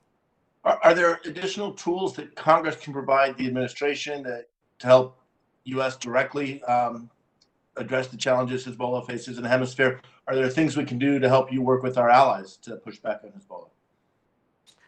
Well, again, I hope that the president's request will be fully funded, and I hope that we'll continue to have robust resources for our Counterterrorism Bureau efforts here in the department and the Office of Foreign Assets Control in the Treasury, in particular, as two key focal points for our actions. Great, thank you. And I only have 30 seconds left. It's not just Hezbollah. Hezbollah is a proxy of Iran. Iran has activity and is building relationships in the hemisphere, trying to create its influence. Southern Command General Craig Fowler told Congress that Iran's Quds force maintains operatives in foreign embassies, charities, religious and cultural institutions to enhance ties globally. Do you agree with General Fowler's estimate? So, Iran's presence in countries like Nicaragua, their actions to help Venezuela's Maduro regime evade sanctions, and as well as Cuba, is deeply worrisome. And I think we need to be attentive to that threat, and we need to use all the tools available to us to ensure that the international sanctions regimes are respected, and that no country can act with impunity, particularly within our own hemisphere. Gentlemen's time has Thank you. My expired. time has expired. I now recognize Representative August Pfluger of Texas for 5 minutes. Thank you, Mr. Chairman, ranking member, for hosting this, and Ambassador Nichols, good to see you again. Kind of picking up where we last left off. Obviously, still very concerned about kind of the way that the Mexican government is not necessarily in compliance with the USMCA framework, with several issues, both agricultural and energy-wise. I've had a couple of conversations with the U.S. ambassador to Mexico, with the U.S. Trade Representative, Ms. Catherine Tai. And so picking up there, what just in general, I mean, do you view a deteriorating relationship right now, or how would you characterize it? And then the second part of that is, what are we doing to make sure that the USMCA agreement and the framework that was signed is going to be upheld? Thank you, and it's a pleasure to be able to resume our conversation on this topic. Secretary Granholm had a very positive visit to Mexico last month. She was able to continue our discussion with President López Obrador and her Mexican counterpart on energy and ensuring North American energy security, helping Mexico to meet its commitments under COP26 to address the challenges of climate change, to help us build a better integrated North American supply chain with reliable energy supplies for our region. We are concerned that some of the proposed changes in Mexico would go against all of those shared goals. We've talked about them in a frank, constructive, and respectful way with the Mexican government. And I'll note that I think we have a superb relationship with Mexico, but there's some things that we need to work on. And clearly making sure that our businesses receive fair and equitable treatment when they operate in Mexico is a key priority for the United States in our relationship with Mexico, as well as with all the countries in the hemisphere. The work that we have to do going forward is to make sure that Mexico has green, reliable energy, that our investments in Mexico receive the equal and same treatment that Mexican companies receive as is dictated under our international agreements, including the USMCA, and we're working towards those goals, and I'm confident that we're going to get to where we need to be.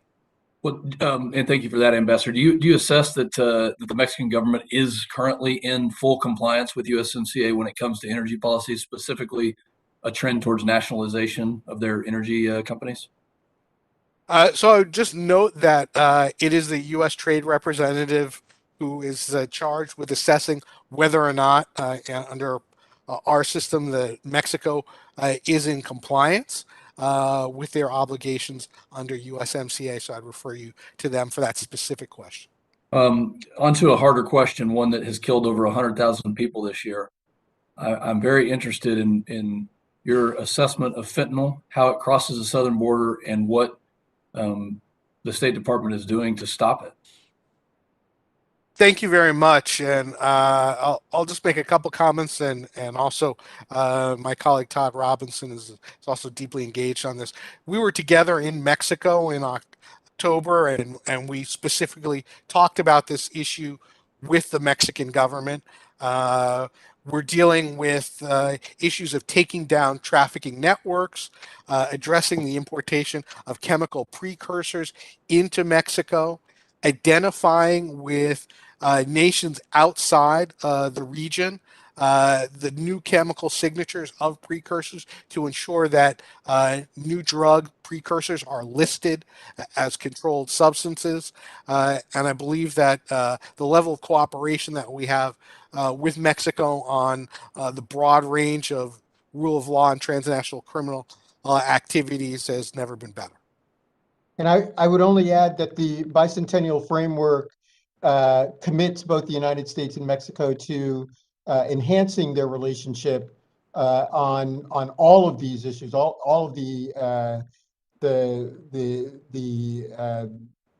topics raised by Assistant Secretary Nichols.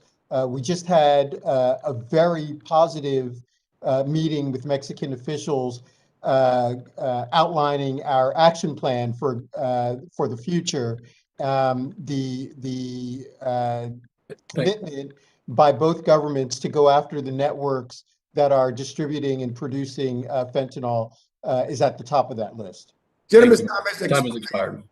I now recognize Representative Ilhan Omar of Minnesota, who's the Vice Chair of the Subcommittee on Africa, Global Health, and Global Human Rights for 5 minutes. Thank you, Mr. Chairman, and thank you for organizing this hearing. Mr. Robinson, is it true that combating impunity and building up the rule of law in Central America is a priority for the United States? Yes, it is. Are you familiar with the 2012 DEA operation in Honduras that we call Operation Anvil, and many Hondurans call the Awas massacre? I am.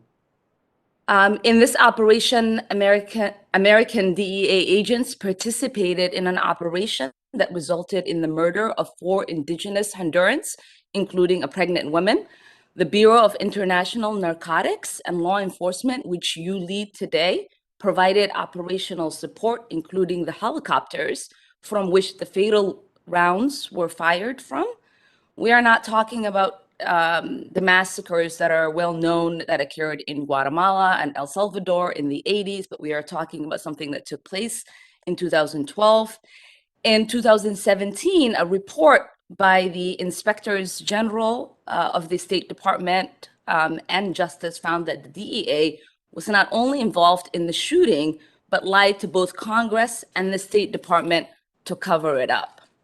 That report also found that the International Narcotics and Law Enforcement Agency, which you lead, was involved in both the massacre and the cover-up.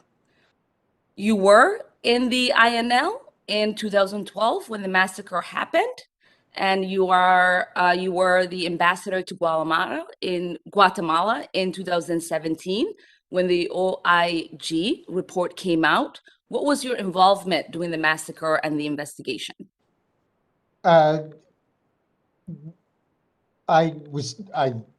gave a testimony, I would suspect, I don't remember, but I think I spoke to investigators, both DEA and Department of State investigators, about the operation. And what did you testify to? Do you recall? I don't. I mean, I would have to go back and look at the report and look at what our INL statements were. I don't remember exactly what we testified to. And is it accurate to say that you had direct involvement in this massacre? I would say that there were a number of us in the Bureau who knew the operation was going on and were supporting both the embassy and the other agency in this operation. So you were indirectly involved, but didn't have a direct involvement in the actual massacre, is what you're saying? Well, having direct involvement in the actual massacre would put me in a boat, I think, in a river in Honduras. So in that respect, no. But as the Deputy Assistant Secretary at the time, I was involved in the planning of the operation. Mm-hmm. And to your knowledge, what were the consequences for the individuals that were involved in this massacre? Were either Americans or Hondurans charged and convicted of the crime? I would have to, again, go back and look at the record. I don't remember. Okay.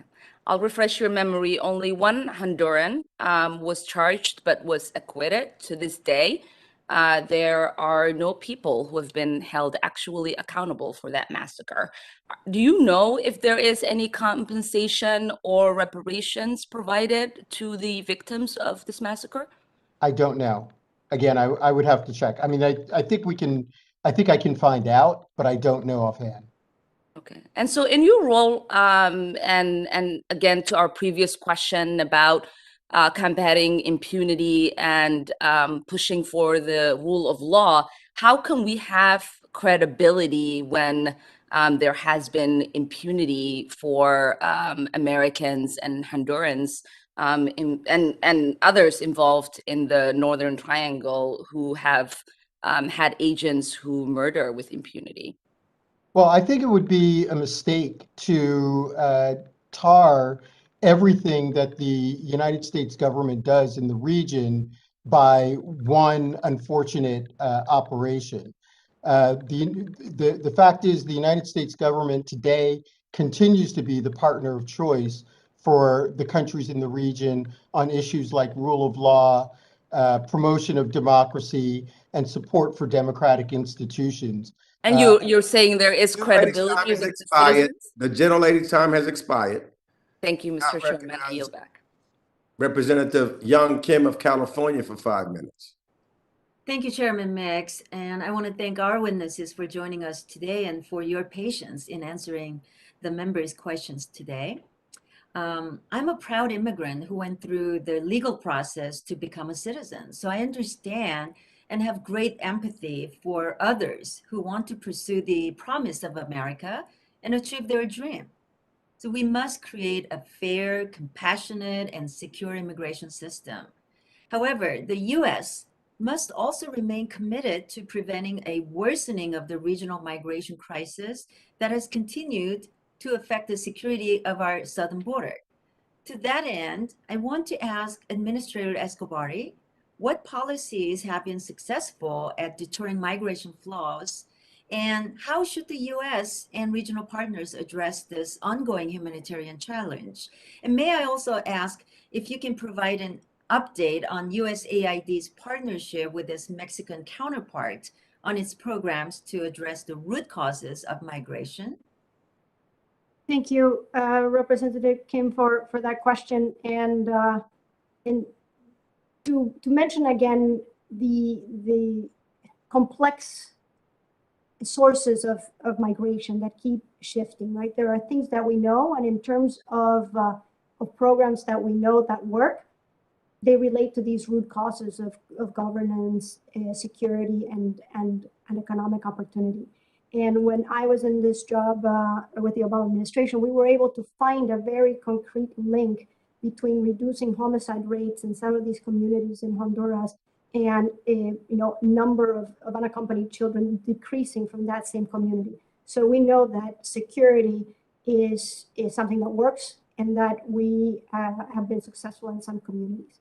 We also know that creating legal pathways, as you mentioned, and sometimes for temporary workers, and this is something that we have recently been working on, reduce irregular migration, create opportunities, and deal with tight labor markets in the U.S.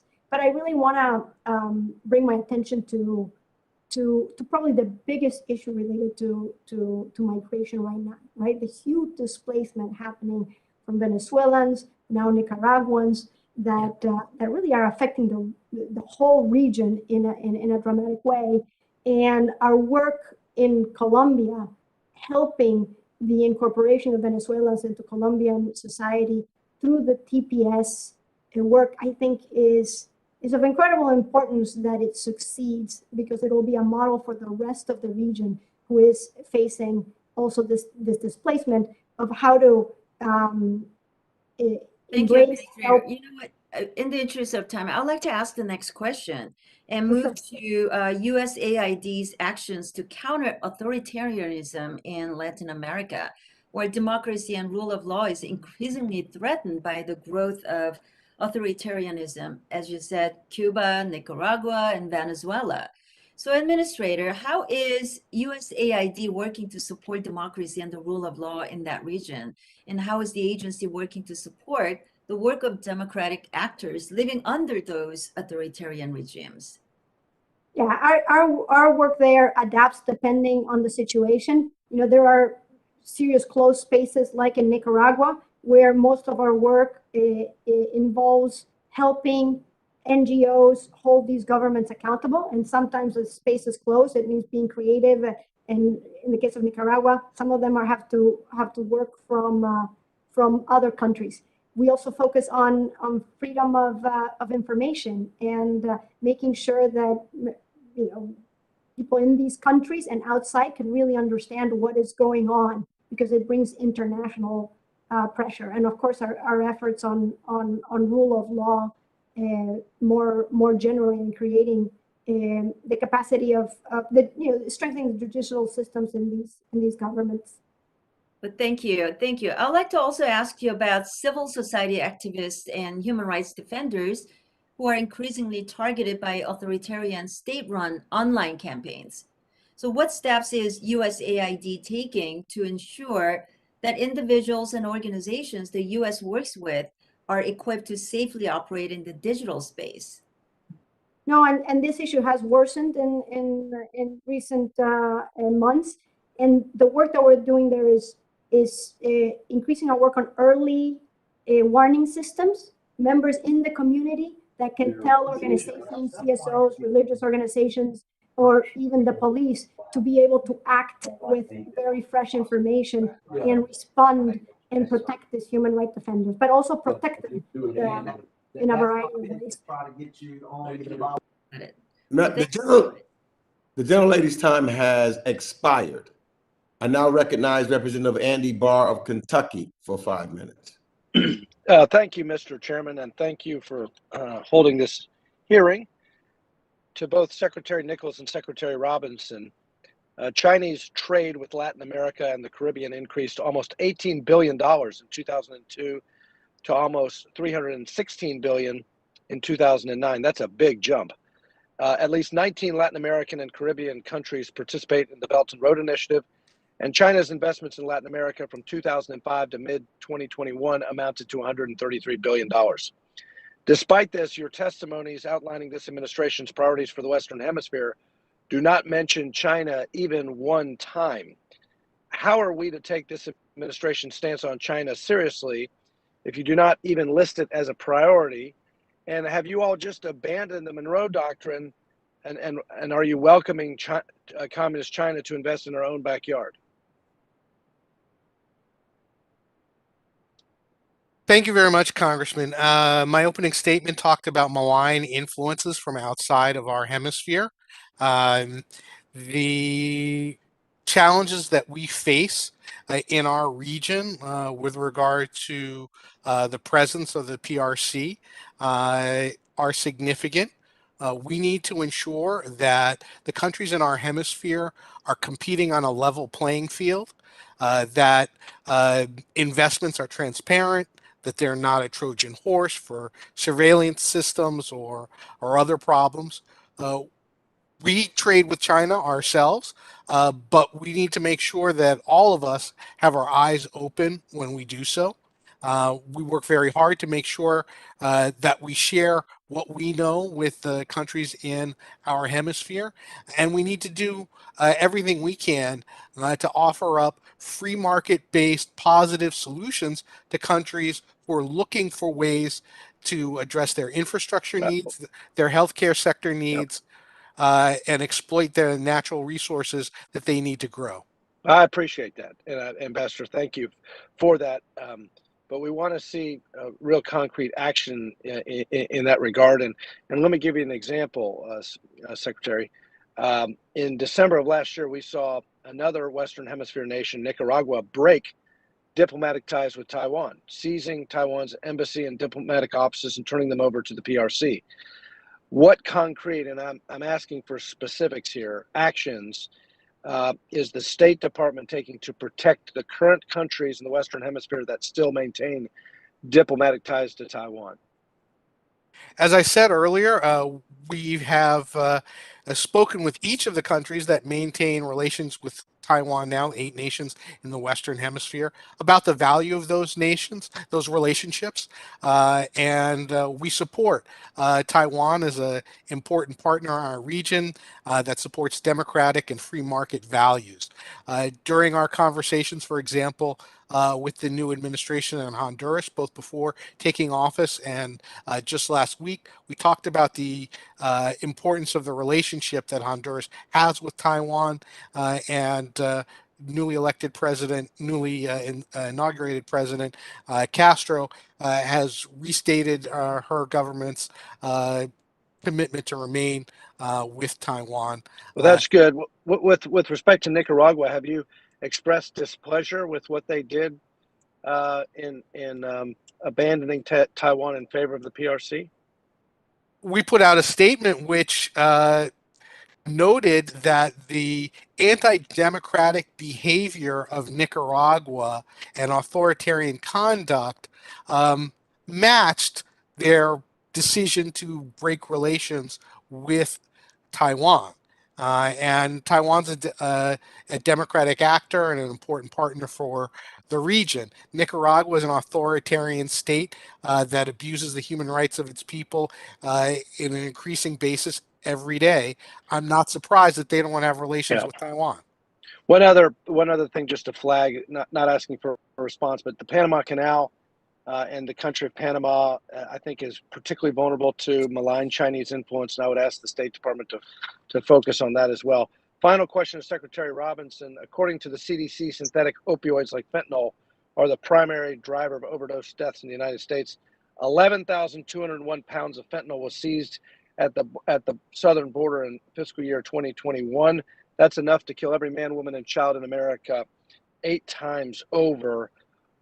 Yes or no, would a physical border barrier between the United States and Mexico stop or decrease the amount of fentanyl entering into the United States? The gentleman's time has expired. I'd like to recognize Mr. Garcia of Illinois for 5 minutes. Thank you, Madam Chair, and to Chairman Meeks. Appreciate you allowing me to attend this important hearing. It's an honor to join you today.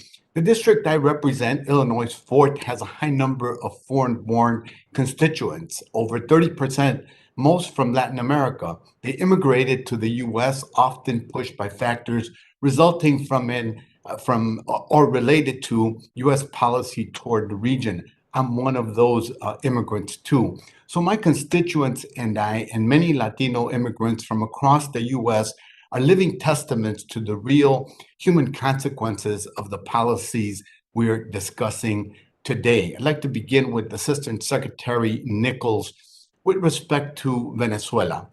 Studies by respected Venezuelan and U.S. economists have found that U.S. unilateral broad-based sanctions have had significant negative impacts on the Venezuelan economy and humanitarian situation. How does our government reconcile its pledge to work to improve Venezuela's humanitarian situation with the evidence that our sanctions are having the opposite effect? And please be brief, as I have several questions. Thank you. The responsibility for the humanitarian situation in Venezuela falls squarely on the shoulders of the late Hugo Chavez and Nicolas Maduro for the mismanagement of the economy, the kleptocracy that they've presided over, and the collapse of the private sector in that country. The United States focuses on supporting humanitarian assistance to the Venezuelan people to help mitigate those challenges, both within the borders of Venezuela and its neighboring countries. And on the sanctions? So our sanctions are targeted against the Maduro regime, and I don't accept the premise that our sanctions are responsible for the suffering of average Venezuelans, as I said. So you take exception to those findings of those economists. It's on record. Thank you. Assistant Secretary Robinson, on the subject of Colombia, as you know, Colombian mercenaries have been increasingly implicated in international conflicts and assassination attempts. Many of these mercenaries are veterans of the Colombian military, which is heavily funded and sometimes trained by the US. The mercenaries who participated in the assassination of former Haitian President Jovenel Moïse included men trained by the US military. What steps is the State Department taking to ensure that soldiers it helps fund and train do not go and join Colombia's growing mercenary industry? Thank you, Congressman. I would just note that we have an excellent relationship with our partners in Colombia. We continue to discuss with them the issues of human rights. And I would note that by law, for years now, all of the Colombians that are trained by the United States must pass vetting, a pretty stringent vetting process. We are constrained, of course, by what they do after they leave the service of the Colombian military.